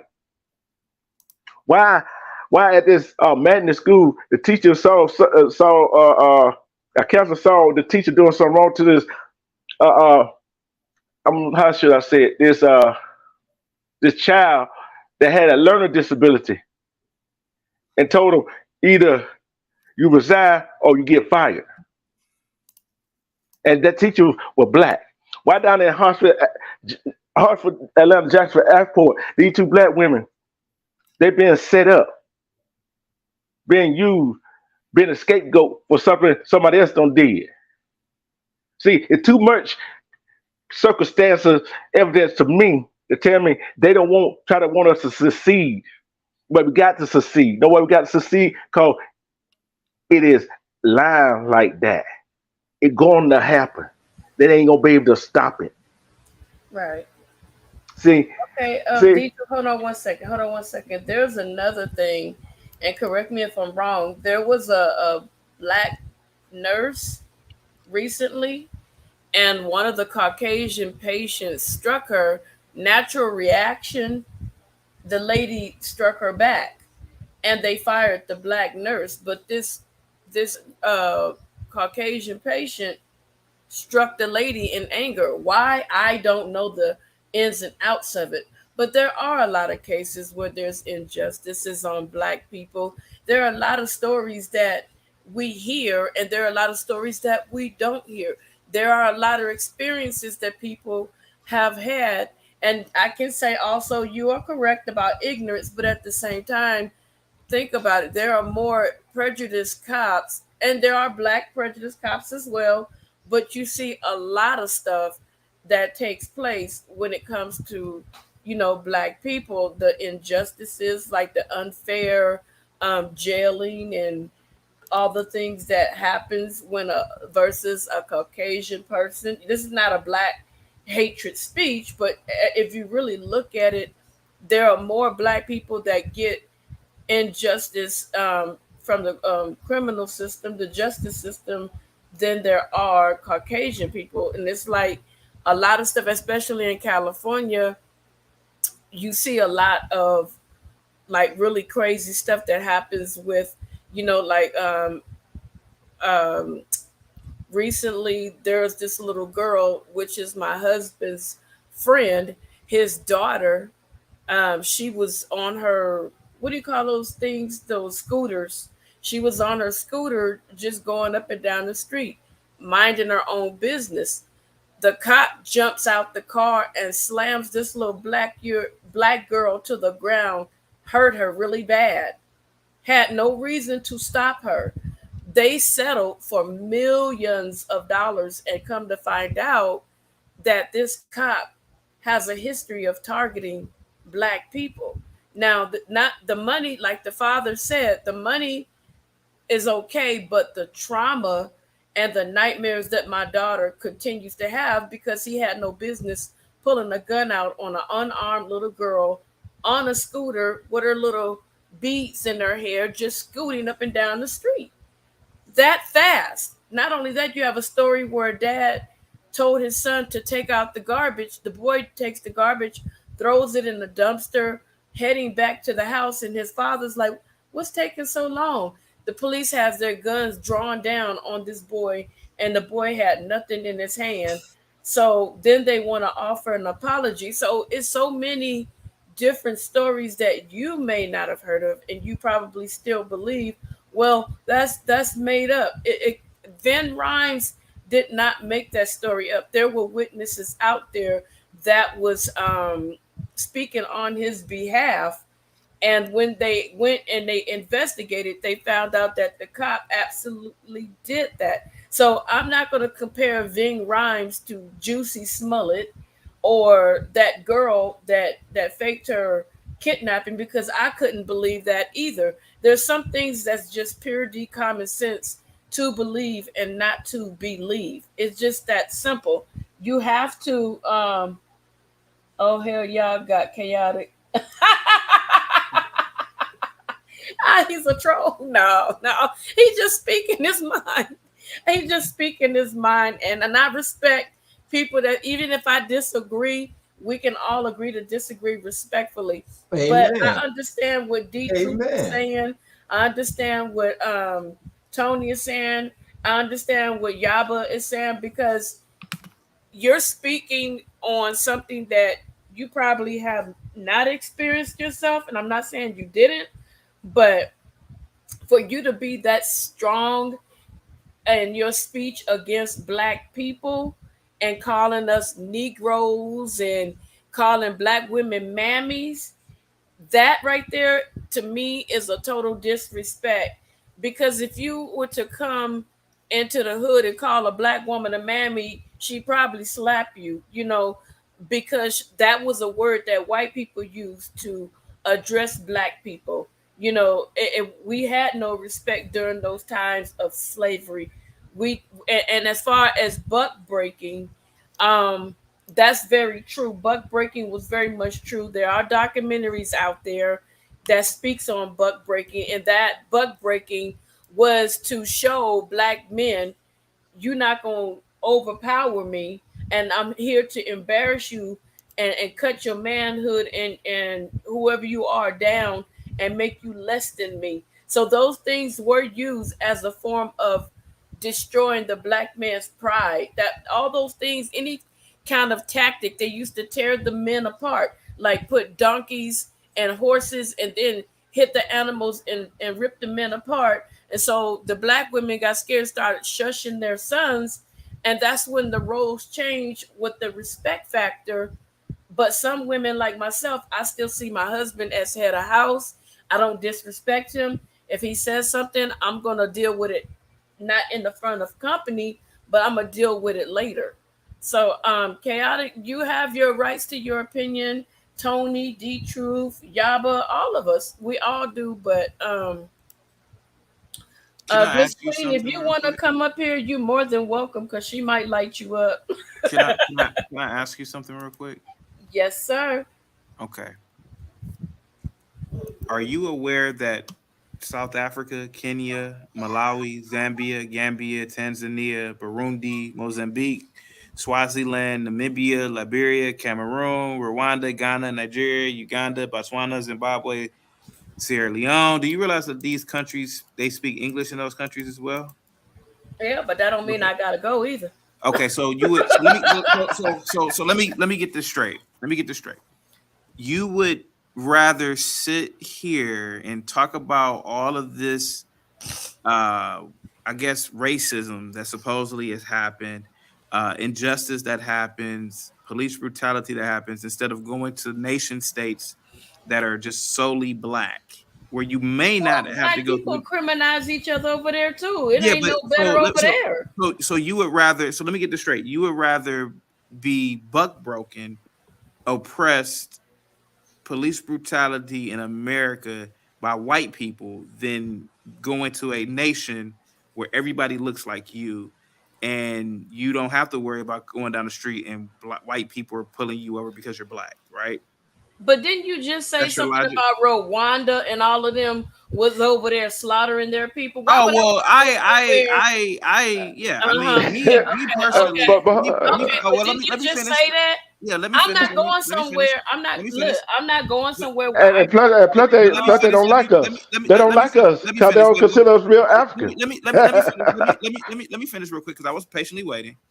Okay. So you would rather be around white people who don't like you than to be around black people who don't like you. Hey, let me tell you something. At So least if okay. I see a white person, I know to duck. So okay. So let me because I'm just trying to understand the logic here. You're saying that the Africans in this 50 something countries in Africa, and you don't know if they like you or not. You're saying that they won't like you, but all you would have to do is learn. I mean, pretty much if you just were quiet, they would think you're one of them.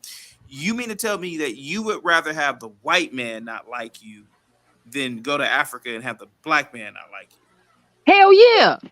We got Okay, electricity over here. that makes a Uh, Right. lot of sense. hold We on, Okay, got hold on, that makes toilet. hold on, perfect sense. We got hold on. running water. That makes absolute Yeah, sense. Go ahead. and with me, I don't care who don't like me.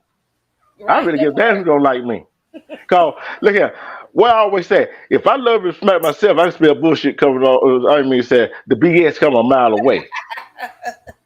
See, So if you love and respect yourself, see, see, they will love you. They'll love you though. They'll love him. Cause Oh yeah. They'll be they'll like, love this him. is crazy man. Cause the thing about it is, he looking like, oh, that history while people went through don't exist. Look, It look. shouldn't be Like talked I said, about. Bro, we It got shouldn't be plumbing. talked about. I'm just saying. We got look. plumbing, we got electricity, we got new roads and shit. You know what I'm talking about? I ain't going over there. I'm good. Right. Right.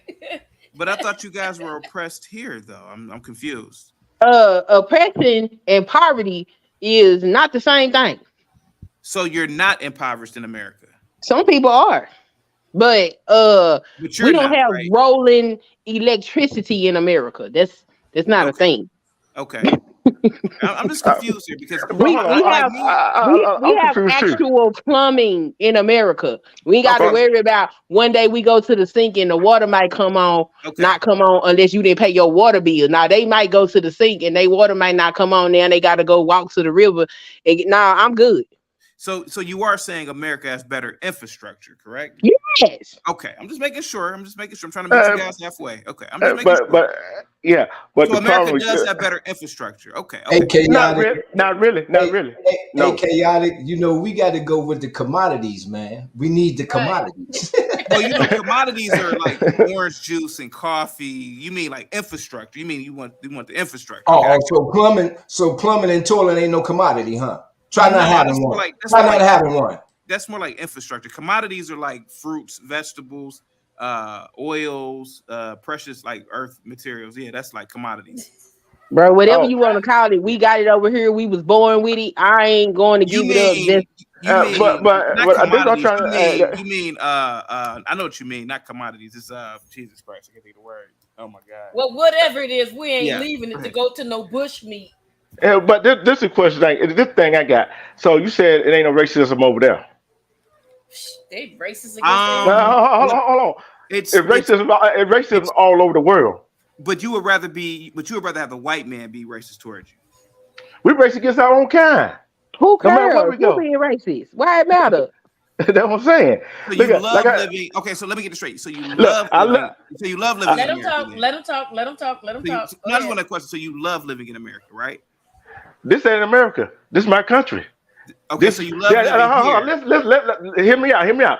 This is my ancestor country. We all Exactly. didn't come from all of us didn't come from Africa. What part of we all didn't come from Africa? How did We you was get? already there. Hold on. We were all here before. How can you discover something when somebody else already here? How can you discover something So before? your How can you ancestors. discover? Okay, but Look, can I ask you a how question? can look? Hold on. Yeah, Hold on. How Hold on. can I you got you. discover something? One at How a can time. look? How can you discover something when people already there? Were your ancestors smarter than the white man?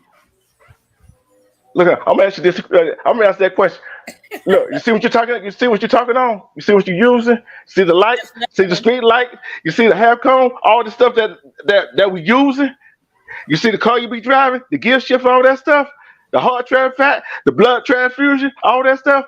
What that tell you? Were your Black folk. ancestors smarter than the white man? No. Answer that question. What that tell you? It tells me that the white Yes, man we invented were. everything that you're talking about, and No, also, no, no, no. I'm stopping but right then there. you just They say that. You, stole wait a that. minute. They stole How could they steal everything. from you? Go take your, Hold go on, do your research. hold Go see. on. Hello, go do your Calm Wait a down, research, minute. man. calm Let me get this Hello, straight. down. Let I'm me get talking this down. straight. I'm talking down. Your Go do your ancestors. research. I can Let tell me he get ain't this. done no Let me get research. He this ain't did no straight. research. He ain't did no research.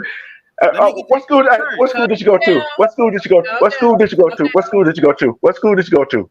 All black school. I went So to you a. believe I that? said it. I said it earlier. I went to a beautiful historically white college called Kent State University in Ohio. Oh, no wonder. Beautifully But No no, historically. wonder. let me ask you No a question. wonder. But No wonder. let me ask That explains it. let me ask you a question. Though. Let me ask you this one question. If I your love this. ancestors invented all of those things, how were they stolen from your ancestors if your ancestors were so smart? They had no rights, sir. Our Yeah. ancestors So wasn't savages. your ancestors were weak then compared to the white man. No, Okay. they just not Hold on, hold savages. on, hold How do you on, not hold have on, rights if you I They're thought you just had not hold lacking on. Oh, of so humanity. hold Okay, on. I So, need y'all. Hold on. I need y'all. Hold on. Queen, go wait, ahead. And D Truth, because D Truth, y'all two are on the road. Go ahead, Queen.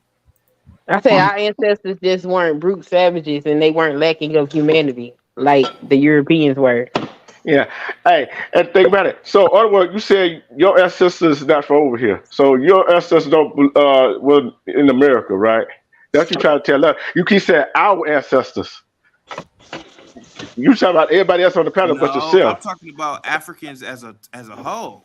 We're I'm not not an all African. African. We're not all African. What can What you are not I'm not an understand? African. so what are Indigenous I'm people, asking, sir, melanated sir, people. I'm asking you. So you're native. So what is a native? Put it this way, you went to Kent. You use your college degree to figure it out. What is a native? You said Figure it out. Go do your research. Go you do your said Somebody research. that, wait a minute. You So said somebody that that you were a native. long before the Europeans discovered America, America, allegedly. um Africans and Native Americans was already in contact with each other, trading and doing business with each other. Hmm. Things that have been erased from your mainstream history books. Okay. But Oh, So, go ahead. so how come you haven't written any history books correcting that issue then? what the hell I need They, to write a history book for? I know hey, how to research what's already out there. yeah. Hey, you know how to think about here. The White House. Some of these capitals in these states. Who they were built by? Slaves. Okay. And why you think some of these whites are in power like they are now? If it wasn't for some of these our ancestors helping them out, because the ones that helped the British out, they were down in the islands, Jamaica or somewhere down there. They got land down there. So these people just think if our ancestors didn't help them, the colonizer out, this would be a totally different conversation. Like I said, go do your research. You talk to somebody who do their research, verified, tuned in it. See, I'm not trying to convince you. So you say you would see they ain't gonna teach you that in school. They ain't gonna teach you that in school because they don't left a whole lot of stuff out of history books. See, I thought American history for be all the history, but I forgot the first three letters of history. His story, not our story. See, you gotta go do your research. See, stop letting them folks warp your mind and think everything all fine and dandy. No, everything ain't all fine and dandy. Cause that story you were telling about the kid, this cop down in Florida, right? You know when a child got to go to the bathroom, right? Together. You know when they got to go to the Hmm. bathroom, Right. they're gonna go, right? Yeah. He went in. He went behind his mama car, and she was in the laundry yard. First, the cop going to release to his mom. Then the other cop showed up, said, "Oh, put him in handcuffs, and go put him in a jail cell." So what that do to that black child? That was Psychologically. Terrorize, crazy. terrorize him, don't it? So why Yeah. you think some black men and women fear for the police? Why are we so fearful of our own kind in the police? Guess what? The Cop City down here in Atlanta. Okay, that's a over $100 million building they're trying to build, but they want to cry about $150,000 to do research on reparation. But yet they want to put that $100 some million Cop City fire ETM and police station training facility in a black neighborhood. Why don't they gonna put those stuff like that in the white neighborhood? Tell me that right there. See, they don't want to discuss that right there. See, you can't tell me about. Look what they trying to do. They trying to put fear back into us. But guess what? Look what happened to down in the riverfront where the white folks trying to jump in that black security guard for doing their job. They got their ass whooped. Excuse my French. Because it's gonna happen again. And look at all these people going around here after Trump had got off. On one, like I said, on what good thing Trump did, brought all the racists, brought all of them out. Free to say they want to say. But guess what's starting to happen? People ain't our brothers and sisters, they gonna say, oh, no more. We're not taking no more. They're getting their ass whooped now again. And that's what they're afraid of. You know what they're afraid of us? About 20, 30, 40 years from now, we as melanated people gonna be back on top. And guess what they're afraid of? That we're gonna do them like they did our ancestors. Put them in whips and chains. And guess what? The prison system, men and women, got more blacks in it than anything else. That's another form of modern day slavery. Because some of our people still is in modern day slavery in the head still. Because of the stupidity they try to shove down our children's throat. Christmas, Easter, 4th of July, New Year's Eve, all them pagan holidays. Why do we celebrate them? What are the reasons to celebrate them? What's the topic? It was supposed to about men giving advice to single women, but somehow it turned left all the way. But thing is, what I'm trying to say is that right there. I don't even celebrate none of them pagan them holidays no more. Who Independence Day it is on 4th of July? Right. Look, I never seen. Let me see a fat jolly white man go up in Compton at nighttime. Hey, hold on, wait a minute, wait. Hey, on Easter, hey, hold on. No, wait. You have a point, man. This is not the platform for this discussion that we having right now. The platform is men giving advice to single women raising boys. Let's fall back to that. Yeah. All this here other thing out of the equation, man. Let's stay focused, y'all. Let go. My advice would be is if you're a single mother, if you got a brother or you got an uncle that you are close to, try to have your son spend time with them. Okay. So they could teach you. See what I'm saying? Let me say something. Thank you. Dang, why I keep forgetting his name? Chaotic Truth, girl. You can't forget it. Thank you, Chaotic. If you drop down, I would like you to come back up if you want to, but thank you. You know, even though we disagree, I like what he said because he makes you think. And that's the one thing that I say. He makes you think. You know, he makes you think, and then you have to, if you want to debunk what he said, I'm gonna tell you now, I'm gonna be going and doing some research because what he said is like I don't agree, but I want to look because what if something that he's saying was correct? You get what I'm saying? Mm-hmm. So we got to give everybody the benefit of the doubt. Yeah. You know, we can't just say, "Oh, he full of shucky ducky," and that's it. But some of the stuff he's saying is way out there, like you it was out there. It was out there. But I can appreciate him. Thank you for Chaotic is a troll. Chaotic is a whole mess. He's a mess. He's a mess. Yeah. But to my single women that's still in the chat and out here, what is some of the major issues that you facing right now at this point in dealing with the young man that's in your household right now? I mean, what is it that you need to be actually specific in addressing? Is it the respect factor? Is it the the knowing the right from wrong issues, or is it in just in well, I'll let y'all tell us, because we can't answer what y'all not putting in there. And at first we was, but then we went to the I don't motherland, and Lord, Yeah, Lord help us. I just See what happened when I you go to the motherland? See, yeah. right. I just wanna because a lot of one of the things that I said, and I had a lot of women angry with me. But for me, I think that I'm guilty of not doing my homework at the time and not, um, vetting the men that I got involved with at the time I became that single mother. So for me as a woman, I blame myself for not doing my part. I blame myself for allowing whatever happened. I allow it. You allow whatever to happen to you, and you can't say, well, he did this, but you still have power to either deal with him or tell him to get going.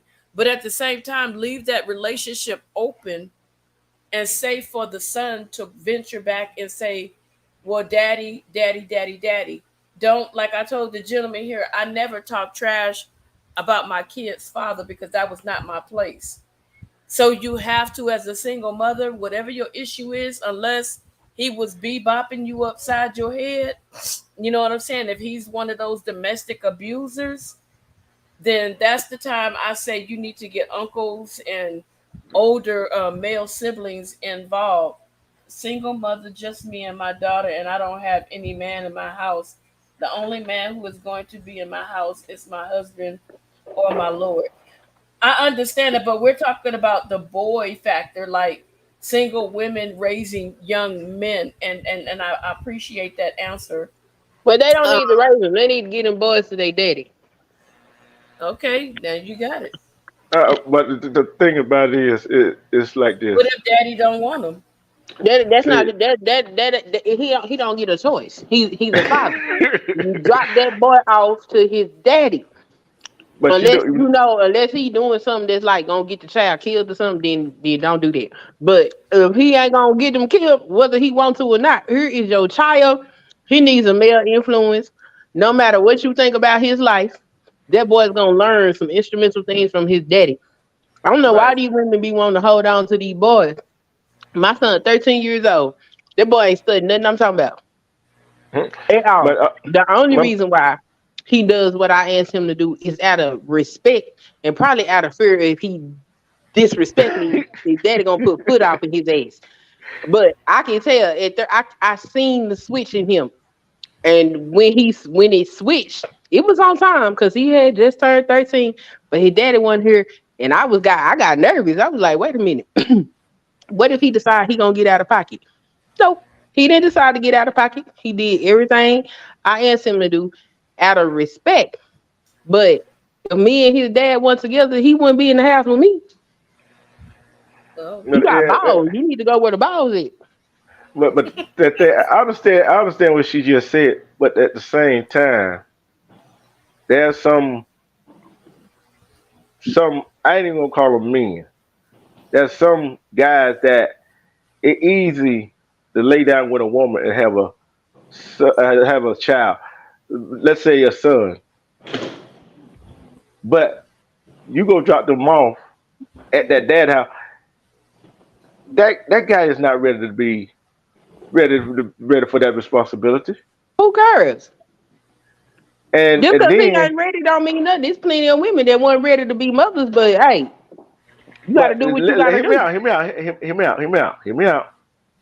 And then all of a sudden, some have to the mother's son in the daddy's care.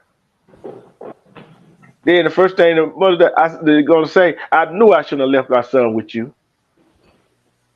No, Now the you first shouldn't have that knew. You knew you shouldn't have had a son with somebody that you weren't married to. First of all, that's what your first mistake was. Anything that happened after that, that's just life. yeah, but still that you already know that some women says that. We can't worry about that. Things But can what happen you, at any given time. yeah, I don't care nothing about no excuse about no man wasn't ready or none of that. When responsibility comes, especially it's a responsibility that you put yourself in as an adult, you got to deal with what you got to deal with. that's it. In that same instant, in that same instant now, in that same instant, if you say that, you got to put the responsibility on the woman too. She should have laid down with him. Should if you're gonna lay down, they should have. I already said that. Yeah, know what I'm saying. But at the same time, but how many times is the court gonna give the father the responsibility to take care of that boy? Hardly That none. most Hardly none. 98%, 98% of the men that petition for custody get it. The problem is only 1% of men petition for custody. But Sister, can I That's say the something data. real Don't quick? argue with me unless you got different data, because that's the data that I researched. Can I say something real quick to both of y'all, right? You know how this is why I keep trying to explain that it's a sad thing that both of them are children. Really, if you really want to, let's get to that. Both of them are children, right? But the issue, even and see, like you said, the switch. You said you got to switch it up. I said that they need a switch, and you know what kind of switch I'm talking about. But at the same time, why would I whoop them after they done came out there doing it? Now they got a responsibility that they done put on the family that a lot of families can't afford, monetarily. They want to prepare for that. Like when people get ready to have children, they not prepare for that. But children, their hormones jumping in or whatever. But the issue, what I'm saying about us is that this is where we come into the understanding that we know that we have been psychologically broken down from who we really were as a people, and because now we got this messed up psychology. Because even though a lot of us say that we have what they call it join in and become like other like what we call white people, if we have been integrated into their mindset, then then we would be getting the same, we'll be doing the same thing they're doing. So we're not. So the thing is what I'm saying is I think that we have to return back to what we say is old fashioned. Uh, Grandmama and granddaddy, the daddy need to be there. The boy need to do what he need to do. There need to be consequences on children when they go out there, just like they would get in trouble if they went and stole something out the store. They need to get their behinds towed up more often when they doing bad stuff. Let's not wait till the last minute to put the tap to the up on them children. Because now if we gonna be integrated into their system and we don't whoop our children, the police gonna whoop them side the head with a nightstick. So I think that we need to really clamp down on our community instead of a lot of us saying we ain't, you ain't my people, you ain't. No, we is the people. When we was brought over here, they came for a specific tribe, and we need to keep that in our mind. They came for the people that called themselves Movember, Bulemba. They had to change their name because of the edict that came down from John II in Portugal. He said down the edict, and he said that it's against the law for us to call ourselves Yahudim. So they this is what they did. Now we started gradually, a lot of us getting away from the Bible because that was our history book. They got it from the place that they used to call us when they What's called us going on? Canaanites. Man, that was our history book. That's why when you seen the majority of African American people, we always were surrounded around church, uh, the Bible, and a lot of us started venturing out to different religions. But our book was not a religion. Our book is a history book with our laws, statutes, and commandments in there. And that's what a lot of us that left the law, statute, and commandments, going off to wandering to here and there because we don't feel like we are anybody. Because when we look inside of our history book now, we see white people in there, and a lot of us say that ain't our book. And I understand why we think that way. But we need to get back to the basics, to the Bible. The Bible said Messiah was a black man. That's what it says in Revelation chapter 1. But they painted him as a white man. We need to get back to what's really in the Bible, not what somebody else lied about it and said, and train our children up in the right way with a specific goal, which is the betterment of the tribe, the betterment of the village. That's what we need to do. Because as long as we stand separated like we is, we blaming the women, but the women is a product of the men not being leaders. We can't get mad at the women that say we got what we gonna do with these children. Women, what y'all gonna do? No, the men need to put some structure in there to say, okay, this is what we gonna do, sister. You asked a good question, sister. So now we as the brothers, we need to come together and put our minds together instead of trying to be like we not black people. We don't need to be no Europeans, no Negropeans. We need to be who we are as a people, come together with our brilliant minds. If we got all this power to get wealth and all these things, I heard a brother today teaching on how he got wealthy and how he got all these skills. Okay, bring all those skills together, no matter where you at, even if you in Europe, if you was a Negro, if you in Africa, bring all your skills to the table and let's fix the situation that we should not as men look for other men from other nations to fix. Let's be men. Let's pull up our breeches. What I mean, let's wear our breeches and let's put on our shoes and be men, no matter what no other man doing to us. If somebody hurting our women, we need to be the one to address the situation. But as long as we separated, a kingdom divided will not stand, and that's our problem. We too divided as a people. Okay, so my next question is, what happens? And as Queen, I know your stand. I know your stance on this. This is to Tony Williams. What is your stance on a man, like a woman gets pregnant, and at first they were a union, then they broke up for unknown reasons, and she wants so bad for him to be in that child's life, but no matter what, he's not willing to do it.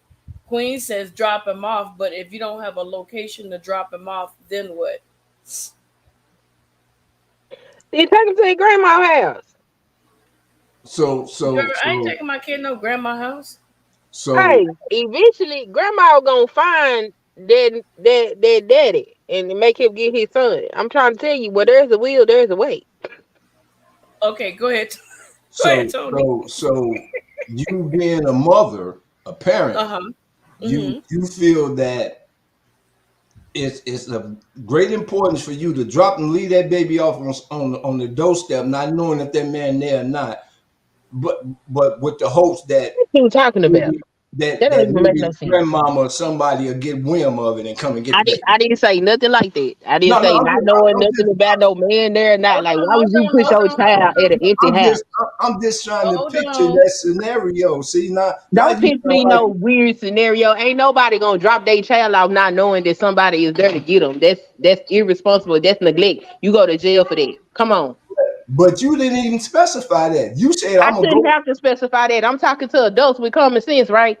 No, no, no, no. Let's Oh, be okay. nice. We Come All on, right. y'all. we just throwing out some facts. So I mean, some issues, some stuff No, that out ain't no here. facts. That ain't That's common what we sense. doing. Ain't That's all nobody we trying to doing. go to jail, But so you Let them but wouldn't talk. leave your child Hold on but no on. but doorstep. but to Hold get back to the on. actual question though, cause I was just trying to shed a little levity there, but you seem like to have your feelings Now on you that. seem like you want to say something extreme instead of having a real Okay. conversation. No, I was Hold just on. like I say, me being me. I'm just Hold trying to. on. Hello. I'm just trying to Hello. break the levity. See now, Jesus I have an Christ. issue without seeing people faces. I don't even know if that's really you who I'm talking to. You did, because a lot of people don't come up on camera. I ain't You got know no what problem camming up. I'm I said what saying? I said. Yeah, I'd rather talk face to face. Now, give me your question face to face. What was you actually asking? I didn't ask your question. Together I, answer the question. he was responding to when you said leave the baby at the grandma. She didn't Right. say leave. She didn't say leave it on the doorstep. She said go to his grandmother house and give the baby to his grandma. Leave it with his grandma. Okay, now see, I misheard the question. I was like, why would you take him to his daddy house and you can't get in touch with his daddy? But my thing is this though.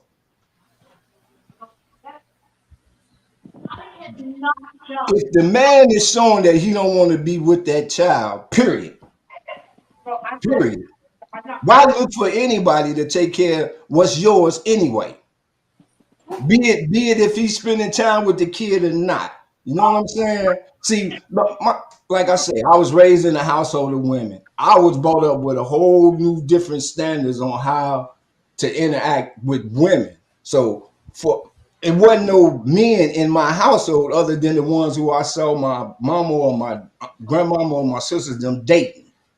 So, but as a father who wanted to be a part of my child's life, I made a valid effort to be there, whether me and that his mother was together or not.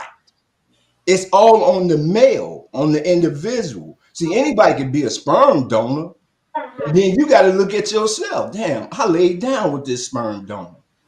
You dig what I'm saying? So the real answer to that question is the reflection in that mirror. Because you made the choice to be with that daddy. Now the daddy don't want to be with the kid, and that's all I'm saying. The problem is, look at the generation of men we got now. We got a whole group of men that's hell bent on denigrating black women. Who raised them? Black Right. women. Black women raise those Angry. boys to grow up Angry to be black women. men that hate them. Who cares? I understand your motherly instinct want to protect them, but if you look and see what we have produced, okay, just like you didn't get a choice when he decided he was gonna walk away. Why do we keep giving them choices? Because he's just as much the parent as you are. And Yeah, if you but drop that child off to him or find a No. way to get that child to him, then he is responsible for that child because it's his child. And if something happens to that child under his care, his ass gonna go to jail. We as women coddle these men too much. But hold on. But hold on. Let me say this right here. Let me say this right here. One, let me say this right here, right quick, right here. One, it ain't coloring the men. Two, it's like this. That some men want to be with their son. That some women don't want them to be with their damn son. You see what I'm saying? They want to spend time with them. They want to That's show them not the the right way. majority of men. That ain't the majority. The Did you hear what I majority said? of Hey, men No, did, he taking did, care said of their did, some. did children. you hear? Did you? He I said said some. have you had interactions with every man? Did I I say said every some. man? I didn't say any No, absolutes. no, I'm And I just Did, said saying what I because but said hold on. Let me was finish. I'm well Let me aware of finish. the words that are coming out of Guys, my we mouth. gotta get some Let, order. no, We I'm gotta just get saying some because order. you said hold Hello, on. every hello. man, not Hold on, every man. Let me hold finish. on. Let me finish. Let me I, finish. I would like to finish Wait a because minute. these they be talking for like 10 Hold minutes on, straight Queen. and they don't get interrupted. But I be talking, I get interrupted. No. I'm asking everybody to hold on. Let her say what she's gonna say. Then D Truth, go ahead and say what you gonna say. Cause we gotta keep order. Go ahead, Queen. I said that's not the majority, is what I said. I didn't say I didn't speak in absolutes. We're not looking at a community of men that can't get access to their children. That's not what we're looking at all. We're looking at a epidemic of children that's missing fathers that are not involved. That's what we're looking at. So, like, let's stop jumping out the window and going everywhere but acknowledging the problem.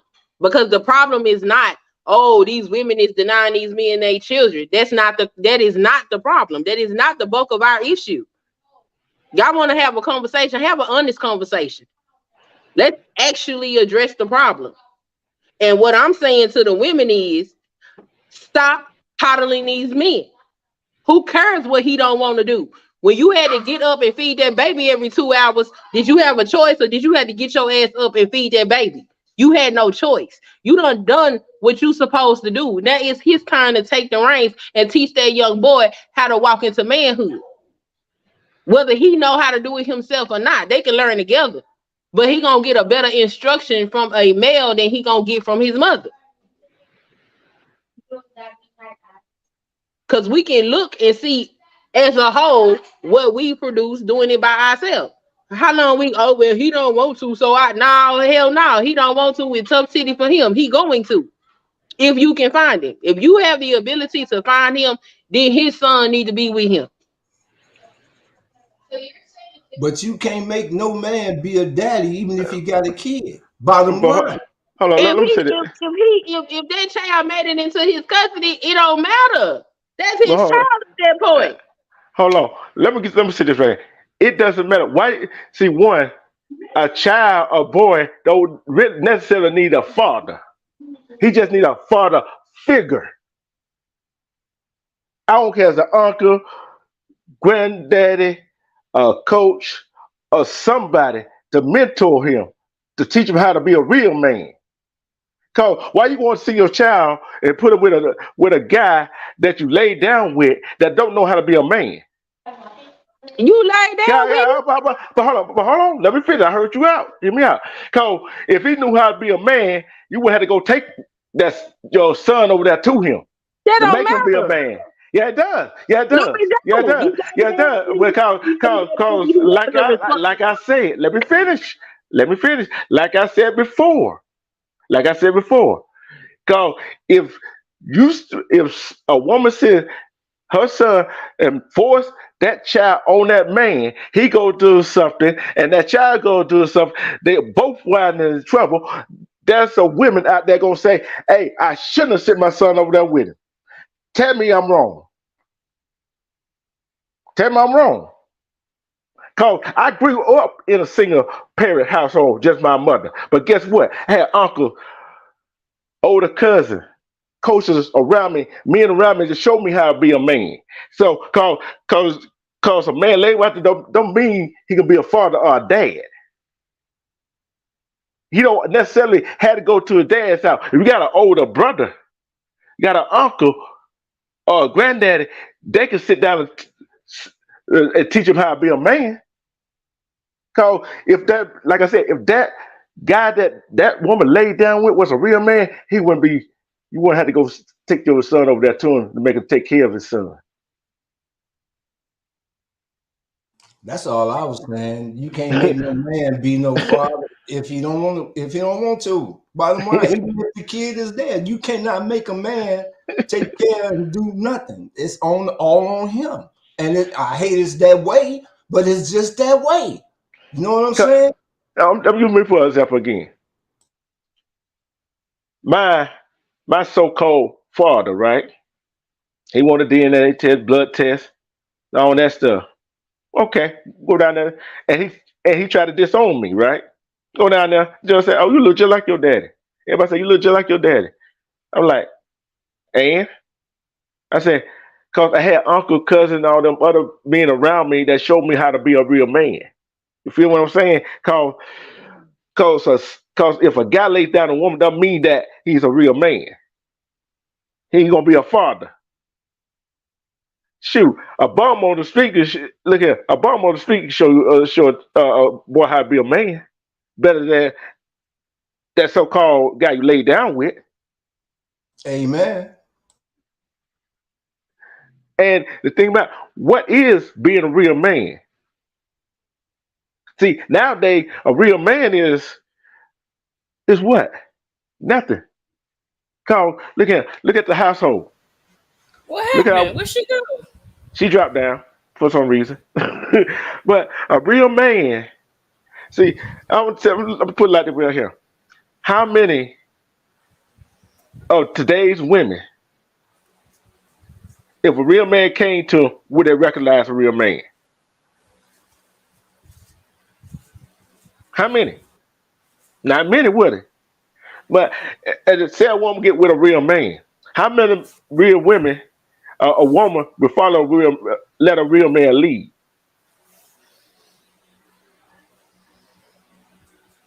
Not Okay, many. hold on. But Let me say something, D. True. mhm. I understand to a certain degree what she's saying. I can understand where she's coming from. Where she's saying, now look, I done breastfed, I done lost sleep, I done done all this stuff. Now you over here living La Vida Loca. That ain't her. Knock, knock, That knock, knock, grandma. I'm about to leave the baby with you and tell him we're gonna have to work something out. But it depends on where you at when you do it. Because if you do it Some states will take it and say it's abandonment Yep. because if somebody in that house calls CPS, that child will be taken and become a ward of the state. Then when you come back, you may not be able to get that child back. So Hmm. it's a very fine line in how you do the dropping off. Yeah. And then But another I thing, can understand where she's coming from. So we all have to be fair. That's yeah, why I said we gotta respect everybody's opinion, whether we yeah. like what they're saying or not. And I understand where she's coming from. You know, she's a no nonsense person, and that's what attracted me to her. She's a no nonsense, take no BS type of person. Yeah, ate together. And you know, another thing I thought about what she said. Go drop it off grandma's house. Okay, grandma ain't gonna go look for him. Grandma gonna take care of that son, that her grandson herself. Mm-hmm. And call See, him no good and everything else. yeah, We trying to get Miss April up here, y'all. We trying to get the queen up here. see, that's with that scenario is a whole lot of things could go wrong in that scenario. She You said feel it me? takes maturity. You can't force a man. You sure can't, and it takes maturity. Yes, but I can understand. See, that's why me. I'm open. I listen to and I respect everybody's opinion. That's what I'm saying. That's what I was explaining to the other guy. Everybody' opinion to me matters. Yeah, And it depends on how you bring your opinion. You have to be respectful because I got and I'm gonna say this and I'm do housekeeping. This is not my channel. I'm being entrusted to yeah, do this channel. So that's why I'm saying, hey, everybody be respectful. This ain't yeah, my channel. Miss April trusts me to do this. So I'm gonna show her that I care more about her channel than I do mine. You understand? That's why we gotta curve our words like That's professional um courtesy. yeah, yeah, the guy that got upset, he was saying all the anti-black stuff. That's why I wanted us to speak with respect. I know it went, but this is how Miss April channel goes. We talk about everything over here, yeah, everything, anything, and everything goes as long as we respect her channel. yeah. That's key. That's key. That's number one. Hello, everybody that came in that I did not get to say hello to. Howdy. Uh, I'm in the middle of doing the live and dealing with Lord have mercy. Why did I get 4 dogs, y'all? Somebody come help me out, please. Please help me. I'll tell you what you got for a dog. Hey, well, never mind. I first said your son he can handle the 4 dogs, but he ride along with him. Oh no, he got his own dog, and when the other dogs poop or do anything, he go, "That's your dog. This my dog." But when he But like I said, it takes like I said it takes with go dropping them off. Grandma, you know grandma gonna you already know grandma gonna take care of the grandbabies. You already know oh yeah, that. she ain't gonna let that. But it depends on the type of grandma. You can't say that necessarily.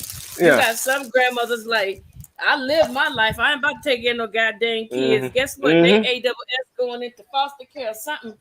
That's Mhm. what I'm saying. It's a fine line between that. I wish Miss Mhm. April can connect because I sure would love her to come up here because I don't want to end it without the queen being up here. Yeah. And thing is like I said, you don't really need this like Tony called it the sperm donor to teach a little boy how to be a man. Right. Because he just gonna show him what he know. Yeah. How to be a And, sperm donor. He ain't there to guide the mind and to plant them seeds of what to do in different situations and stuff. You know what I'm saying? And maturity is the key factor in that whole thing on both the man and the female before you make the baby. yeah. And then on top of that, ain't no telling what he has seen his so-called father say or do to his mother. Then you send him over there. Guess what he gonna wind up doing? So it not necessarily, but like I said, the father, the sperm donor, don't necessarily be the guidance of that little boy. You got an uncle, got somebody that just like what's the name said. We got to get back to the community thing. of raising. I don't care the mother raising daughter need help raising the daughter. I don't care the mother need help raising the son from the men in the community. But nowadays you can't trust the men in the community either. But then again, that's another civil Okay, war I'm about to Amber go. has a question. Amber has a question. She said, "How about if the daddy passed away and you're the only one?" And that's when you got the uncles, the pastor, uh, positive male role models. That's when they step in. And lift the burden Right, off the mother. You got to have that community, as D Truth was saying. We got to get back to that, to the community. That's when all right, your uncles, your male cousins, your nephews, that's when they step in when the father not there. Okay. You know what I'm saying? right, So right. that's when we get back to family. Each Yeah. one You teach know, one, but first we got to be able to reach one. right. You know what? I met a guy. I can say his name because I don't know. He probably in prison right now. No, serious business. Serious business. That's just what you Serious. said. Hey, together it's No, just the way you said it.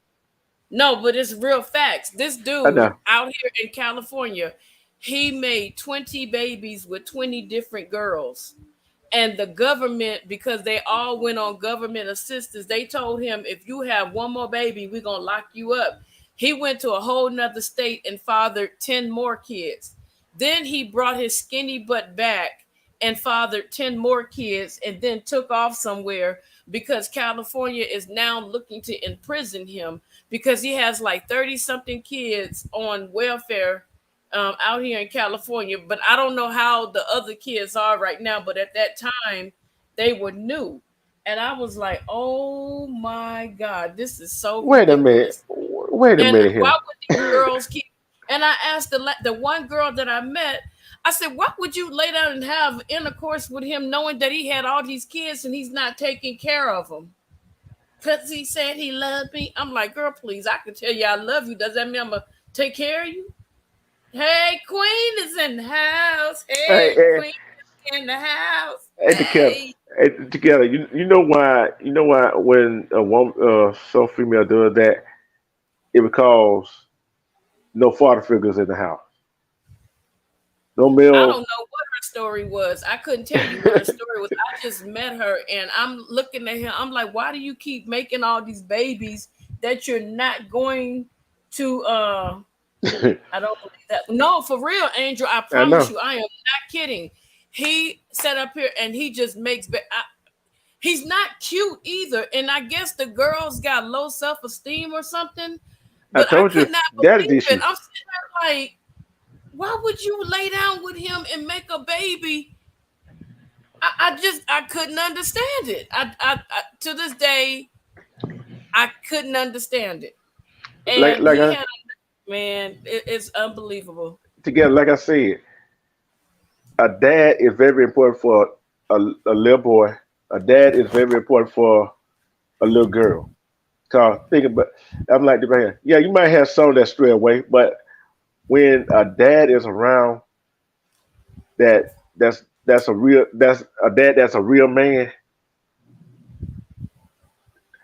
He would show his little girl what a real man, how he's supposed to treat his significant others, and Right. a real man would show a little boy how he's supposed to treat his significant others. But that And don't mean that the boy is going to treat his girl right just yeah, because you're right, daddy's right. doing it. You do You're have right boys about out that. here where they have good fathers and they turn out to be rascals. Yeah, and you know there's some cause you know there's some females out here. If a guy tell them, "Oh, he loves me," and all that stuff right there, and they fall right head over the heels, and you can't tell them nothing. They see the red flag, but you can't tell them nothing. Right. But if a father love, sometimes that don't even help. See what I'm saying? And what do we do? What do we do? See, Miss April, are you in here? Yeah, I'm in here. Okay, I'm gonna I drop down. I'm gonna be in here, but I'm gonna mute my mic. I'm doing stuff. uh I y'all dropped the link, Amber. they've got to finish up this rewire. I guess these internet lines was fried or something. So they'll be back tomorrow. Hey everybody. Hey, So Miss April. Oh, y'all must have a storm up there or something. Where you at? Hey, that mother. hot that fried our old cable lines last week. Ooh. Uh, I'm glad you're okay though. Glad you're okay. One thing. Yeah, Yeah. yeah. Like I said, it's just like the family dynamic has changed. The fabric of family has changed. You see what I'm saying? And even if a man and a woman is together in the same household, married or not married, there's sometimes the man don't feel like a man in the house. You feel what I'm saying? And when a man don't feel like a man in the house, it's kind of like, and he got a son. How can he teach his son how to be a man when he try to be the man of the house and the one won't let him be the man? See, you understand what I'm saying, Tony? Oh yeah, I understand truly what you're saying. I understand.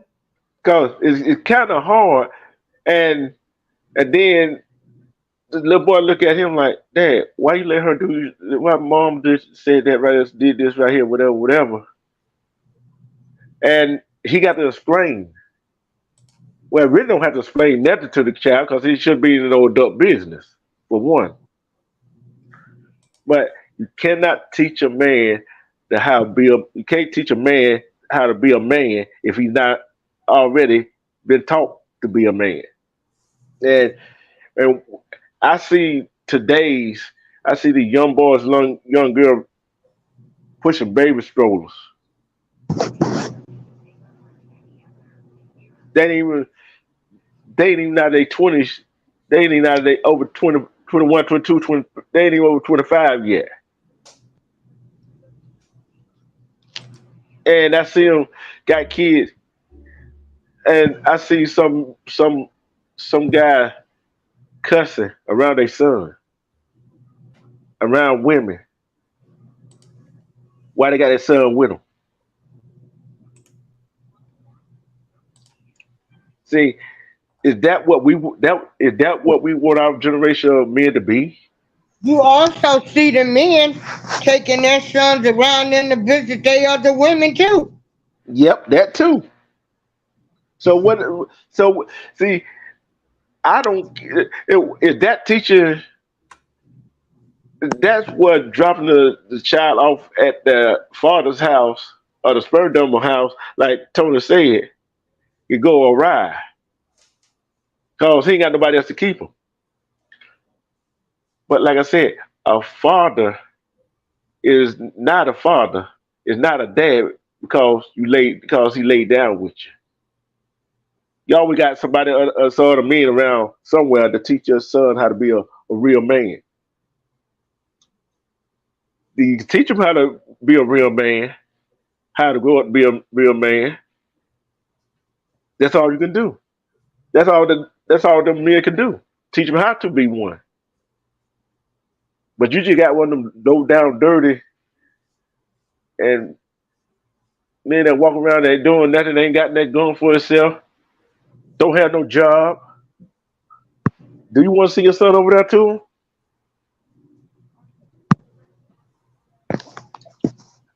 I hope not.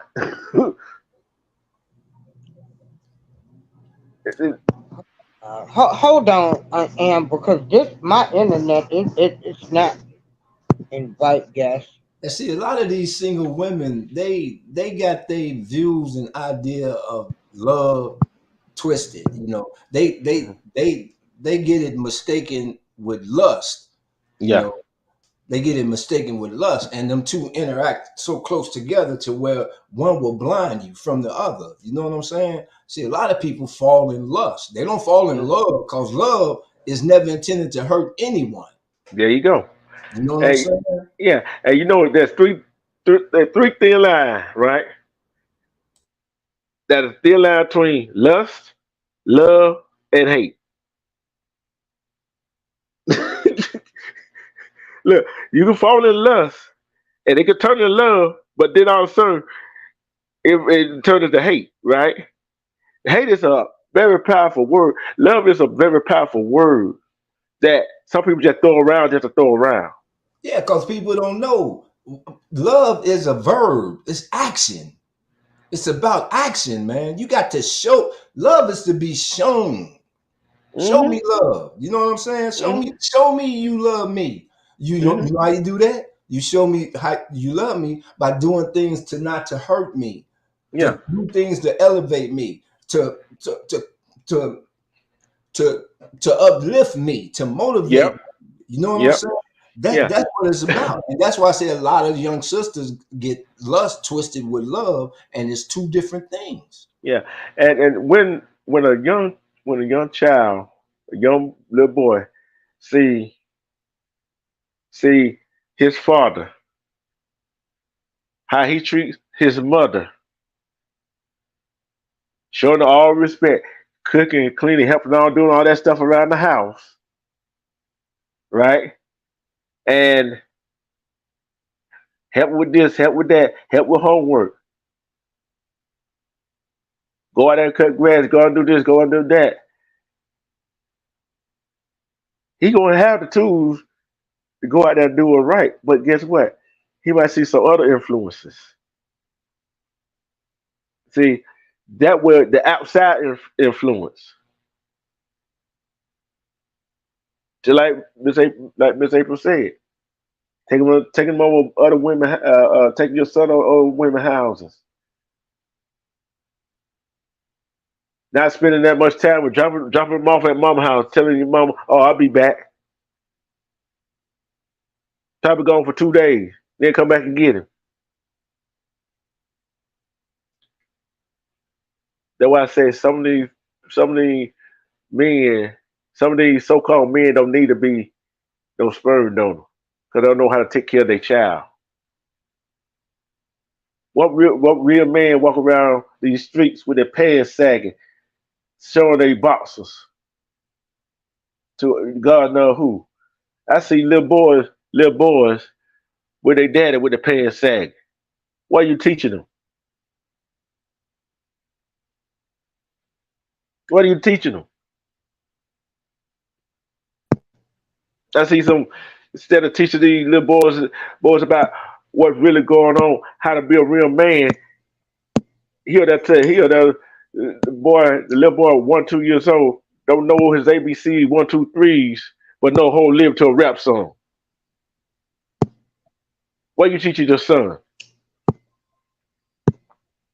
You got a dream of being a rapper, being a singer, but you ain't got no job. Oh wow. Oh boy. See, that's the problem I got with some of the young generation. Hey, hold on. I'm trying to get what little internet service that I can get so I can drop the link and bring people in. Y'all The gotta link, build. the link already dropped, Miss April. Okay, he needs to be added. Yeah, he will be robbed. You up here? Yeah, what's going on? How y'all doing, Miss April? Hold Big on. bro. Hold on. Okay. I added a Miss April. Oh, okay. I'm staying up here in case you need me. Just say add and I'll do it for you.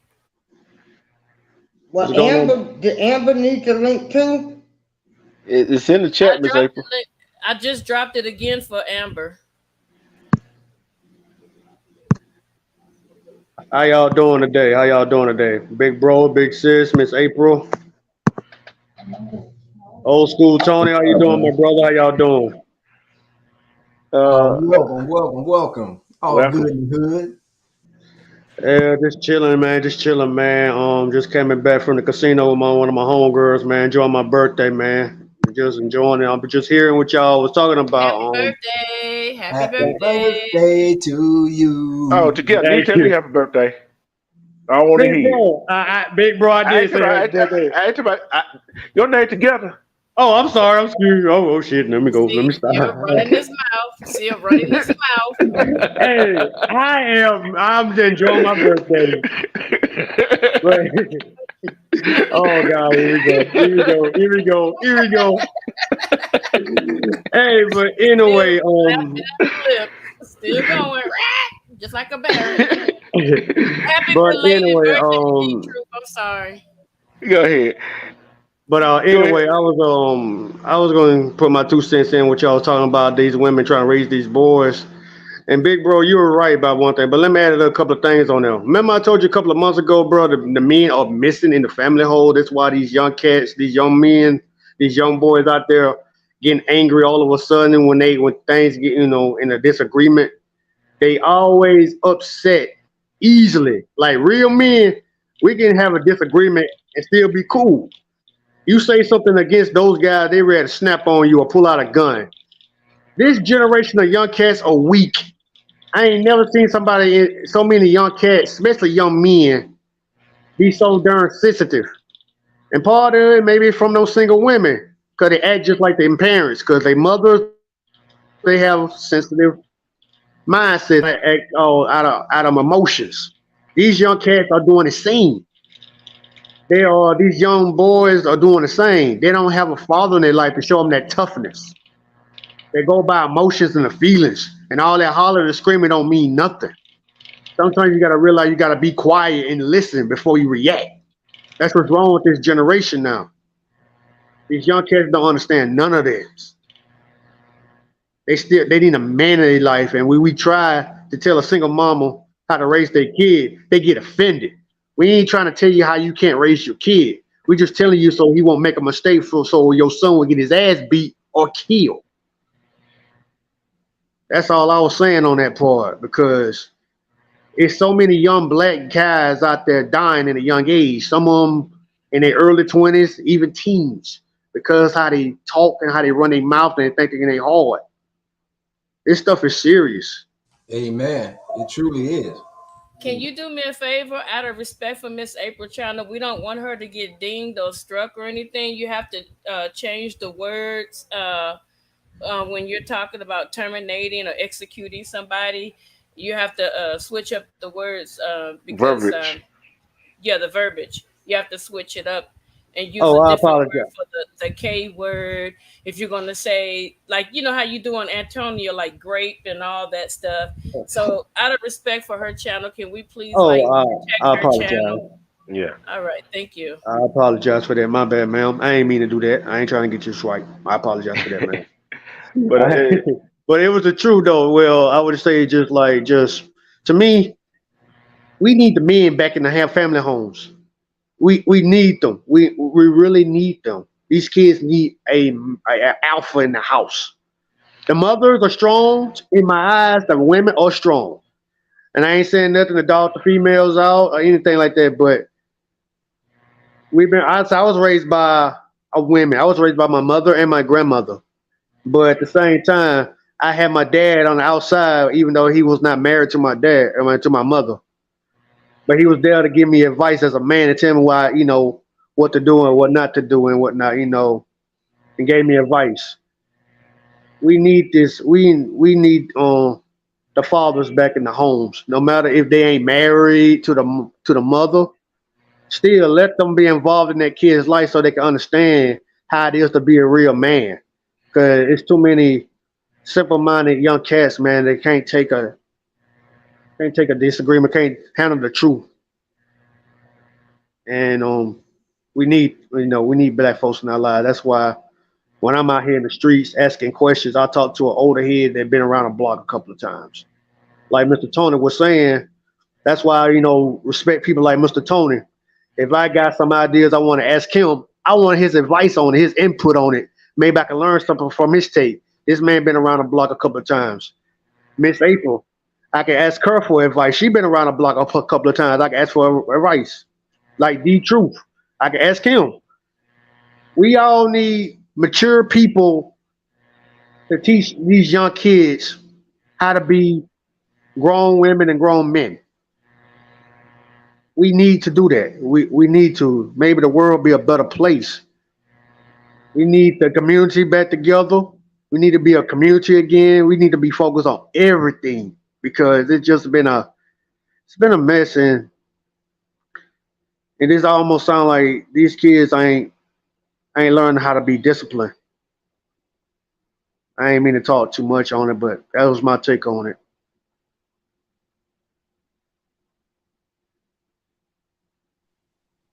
Yeah, it's like this. It's not necessarily the father being back in the household.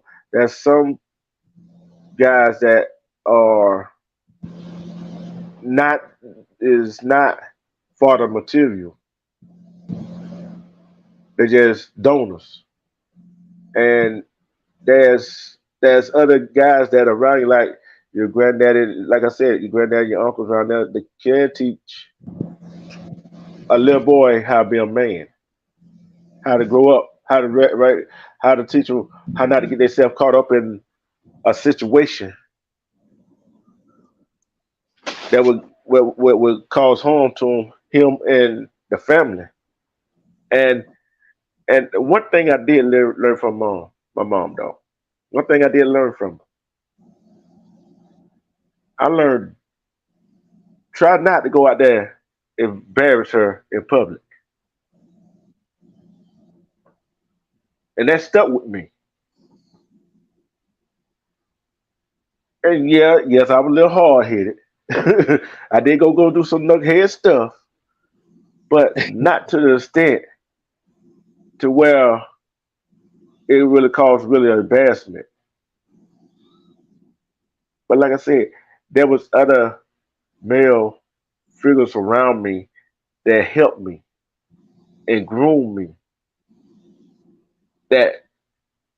that I sat down and talked to and I listened and that is still that hunger in me to help some other uh, uh, uh, little some other little guy little boys. I'm telling you this story right here. I got a lot of stories. I got a lot of stories. My ex, she had two little boys. She was in a DV relationship, right? She got out of that, and they were been around that all their life. You know how that goes. And I was showing them how a real man for the street a female, and they were hard to discipline. But she finally let me start discipline, but it still was hard because she wanted to be the lead role, and she didn't know how to do that. She didn't know how to take a man like myself. Only thing she expressed was violence. So I had to leave that relationship. That I want to still be in them little boy's life, it wasn't doing me no good. Cause my positive and all that negativity she was bringing, it wasn't doing no good. You see what I'm saying? Cause sometimes it doesn't help, but sometimes it does. Sometimes, like I said, I see my mom, my sister get hit on, right? Even when I Uh, was little. But I grew up and I made up my mind at that time, like, no, that's not right. And I learned, and I said, wait a minute, I'm not gonna never ever do that. No matter how mad a female makes me, I'm not gonna do that. Cause, cause sometimes when a little boy grows up without a father, it makes him grow up real quick, and he become protective of his mother. become protectors of his sister and become protector of the woman that he fall in love with. You see what I'm saying? So sometimes without a father figure in the house or role model around them, sometimes say, hey, wait a minute, I'm not going to do that. But sometimes it goes the other way. But you still got to have that influence, that male influence around that little boy. Cause like like some females say, a woman cannot show a little boy how to be a man.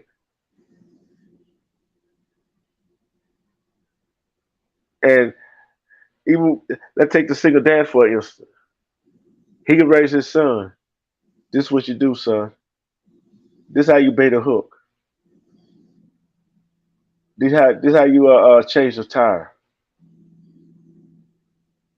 This is how you do this. This is how you do this. Do that. And that bonding time. But there's some men that want to spend time with their son, but don't have the opportunity to spend time with their son because of that woman he laid down with, and that's time missing that he can't get back. See, and then there's time the woman want that guy to spend time with his son, but he don't want to spend that time. Guess what? It's not on the mother. Cause when that child grows up, when that son grows up, the dad gonna have to answer that question. Why you didn't want to spend time with me? And you think that son gonna want to hear the answer? I didn't want to deal with your mother. That child ain't gonna want to hear that. That child gonna say, "Oh, you didn't love me enough to bear her talking. You didn't love me enough to come see me. You didn't love me enough to bring me with you to spend time with you." Cause that's all a child want is that love. That's why you think some of these children fall in the places they fall into. Not all, some, causes that love of the father. Cause they always that motherly love is always gonna be there with that child, with that son. Cause guess what? She carried him for 9 months. So that blood always gonna be there. But the father got to try to make that bond. So this is no reason I sound kind of emotional about this because I've been there. I've been there without a dad. I've been there when my dad said, Take this nigga down. "Who me? Who me?" No, Oh, I don't care. Take him down. He ain't. Get him the. Uh-oh. who was that? I don't know. Oh, I don't know what happened. It froze. It's I don't know. freezing. I don't Okay, know so who. let Tony say something. Let Tony say something right now. Because she's having a lot of difficulty staying up, and I don't want to drag her StreamYard too long. So Tony, you got something you want to say? It's just okay. I understand. I understand the whole thing. Um, being a man trying to give some suggestions to a single mom who's raising a young boy. Let's give it 2 minutes, Tony, not to be rude, because Amber needs to speak. Okay, all right. Um, it's it's it's going to be a variety, a mirage of suggestions that's going to come your way. Um, all I'm asking y'all to do is just keep an open mind to what's being said and suggested. Um, don't say they won't work until you try them. You know, Okay. you got to experience it first.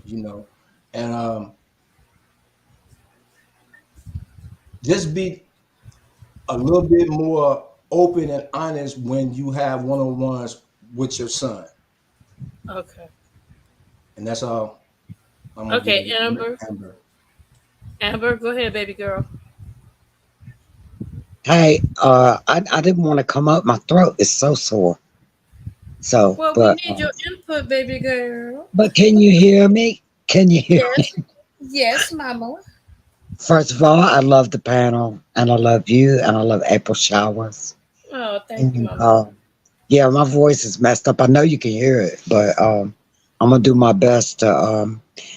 But now I don't know what to say because just ask me a question. Maybe I can put some input. No, I don't know. you were making good comments in the chat when you were. Hold on, let me go Oh, back to it. You were making some really good comments when you were referring to. You said it goes both ways. it does Um. go both ways. Mhm. And see, and and I can speak to everything that everybody's speaking on for the simple fact that through my long life, I've experienced, I feel like God has led me through hell and seen everything y'all are talking about. I've witnessed it for myself. But being the situation, for me to actually literally speak to another woman and try to tell her where she's messing up, they're not fixing to hear it. They got all Right. that mouthpiece going so Right. freaking hard and so fast. All they want to do is say what they got to say. They so angry at the man. Their brain is freaking blocked. I'm mad. I'm mad about it for the simple fact that the world, as far as what we're talking about, y'all are talking about, is a freaking disaster. And it don't look like it's gonna get cleaned up. And when I'm speaking, I'm not just saying everybody, Right. because there are some exceptions. I feel Right. very blessed that I am an exception, but I'm gonna confess something right here and right now.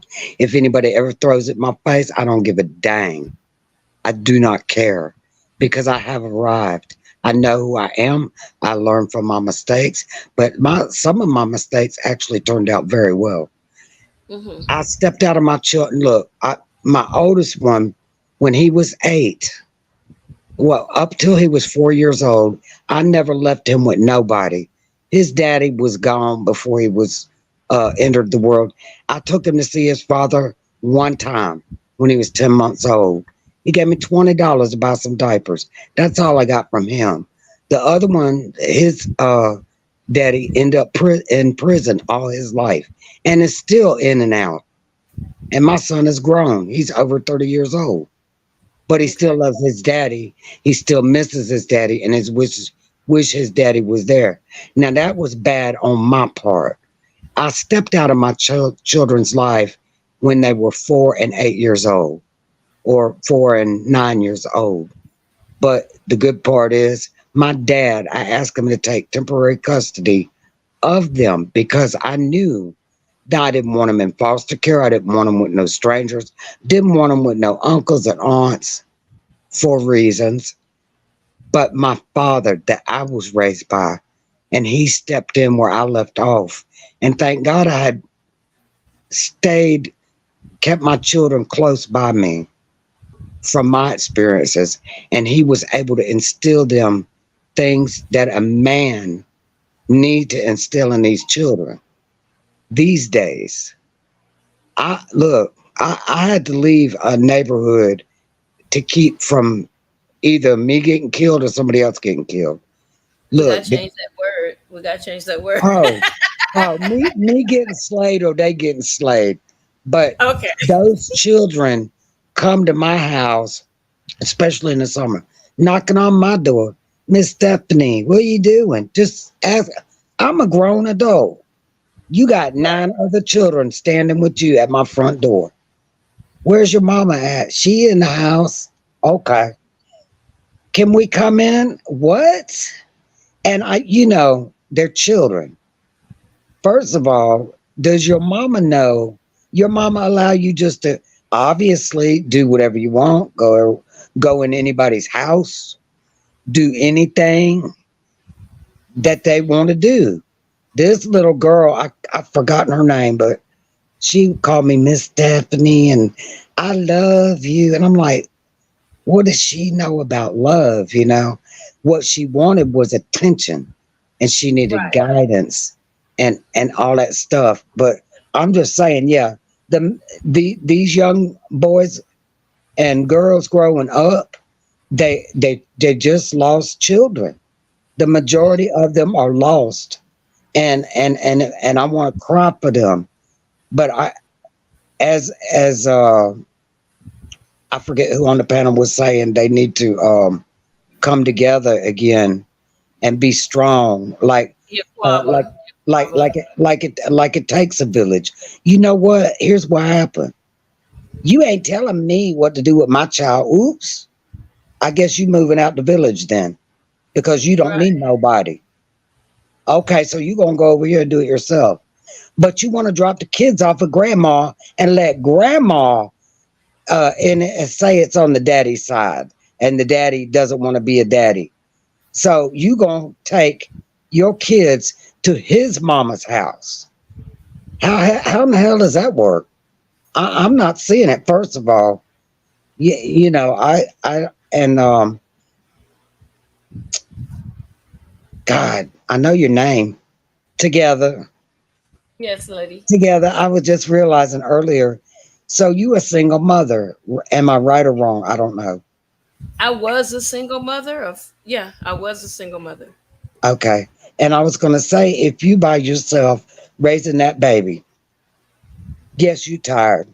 Yeah, it's rough. It's real rough against everything else in the world. But Hmm. and I don't know the reasons, and I'm not gonna pry, and I don't expect you to uh, give any information out about your personal business like that. But I've been there, right? And it was so rough. It was Yes. so rough, and that is not why I left. That's not why I got addicted to drugs. When my sister died, okay, the excuse was I missed her so much. I went out to a club. I seen a guy that I went to school with. I was like, we'll go back to my house. So we did. And I'm thinking he gonna bring a little cocaine powder. He bring crack rock. Hey, you can't smoke that day in and day out for 4 or 5 days and not feel some kind of wanting some more. But anyway, that was the beginning of my hell. I didn't see it then, but I stepped out. I stepped out. And even last week when I see my sons, they come over here and they do things. I'm like, I just don't. You are so good to me. I don't deserve this. And like, Mom, you need to let go and you need to forget because I've forgotten, and I'm having a struggle with that, y'all. Honestly, I feel like crying. But Okay. it is hard to forget what you do to your children. And I don't see how these women nowadays be careful who you laying with. Hey, man, all that feel good. Hey, you got a 10 times more pain to come from Right. a man. You laying down with, oh, he's cute. He's got a car. He's got all the girls want him. You don't want that Mm-mm. because Run, child. look, soon as he leave your house, guess what he's doing? 9 times out of 10, these young boys, they going somewhere else. Yeah, because he done already got the text message.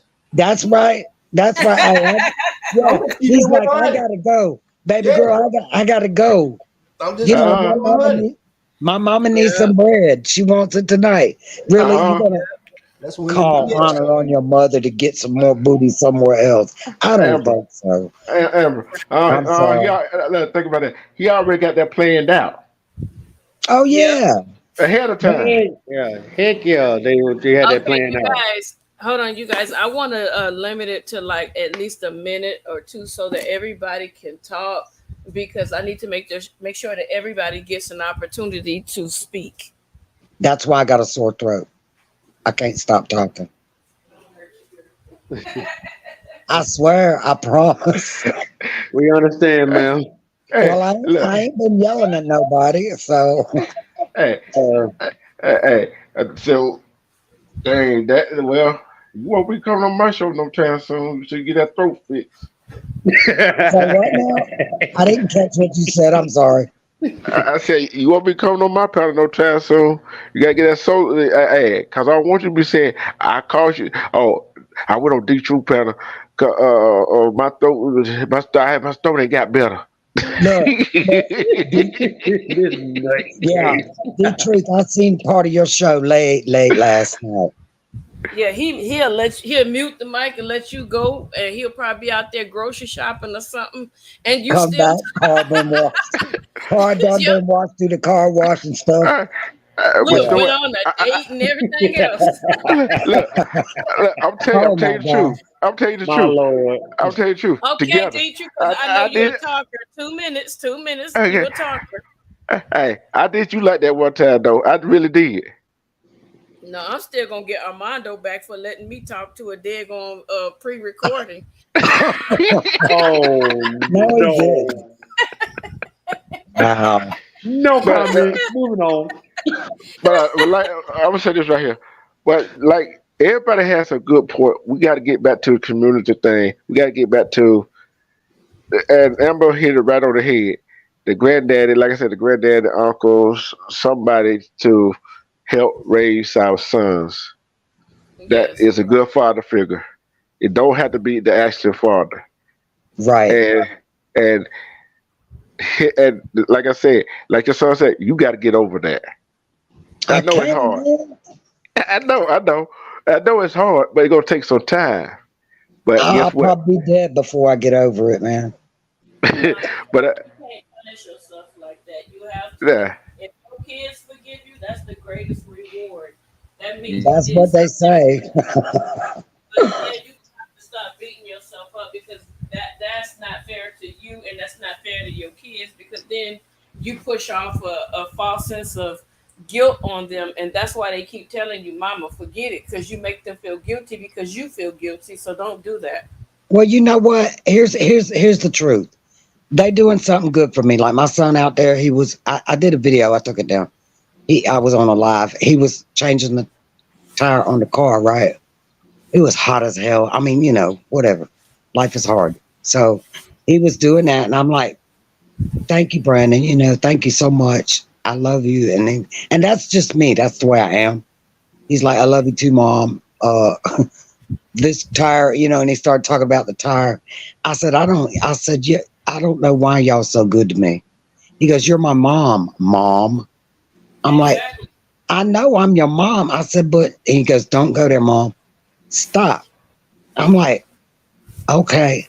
I said, look, and I don't know why. And anyway, I'm not trying to get off subject, but them boys are so good to me that I feel like I don't, but I You don't feel feel like I did. I betrayed them in the worst way. I'm supposed to be there as their mother. Their fathers left them, then I left them. What the hell is that? They didn't okay, deserve that. Amber, let me tell you something about kids. You already know you're a mother. We make mistakes and kids understand as they especially as they become adults, they understand that being a parent does not come with a manual. All these books they write, this month you're going to feel this and that month you're going to feel that, and all this stupid stuff that they tell you. That's not everybody's story. Your kids know your heart. That's exactly what they're looking at. They're not looking at what you did. They're looking at your heart. They're looking at, yeah, mom messed up, but guess what? Everybody make mistakes. You understand what I'm saying? And that's where you need to get. When your kids are showing you grace and mercy and love, there's something that you did even in your absence that made them feel like, damn, I love mom. So don't beat yourself up. Go ahead, Tony. I just want to say to Amber, I know that crossroad where you at right now, cause uh, if the Lord is willing, January the 4th, I'll be celebrating 24 years of sobriety from crack Oh my cocaine. goodness. So Yes. I understand your dilemma. What I suggest to you is, uh, if you haven't tried it, try working the 12 steps. You know, I'm talking about, and you can get the book yourself. You don't need to go through the program or nothing. You can buy the book because the program is in the book, and it's for addicts, written by addicts. You know what I'm saying? So it had the language and everything to help you understand that even though you made a mistake, when you do a fourth step, you can put all that on there, and then when you get to your fifth step, you can address that, and then you can come to the point of where you forgive yourself for being not there for your children.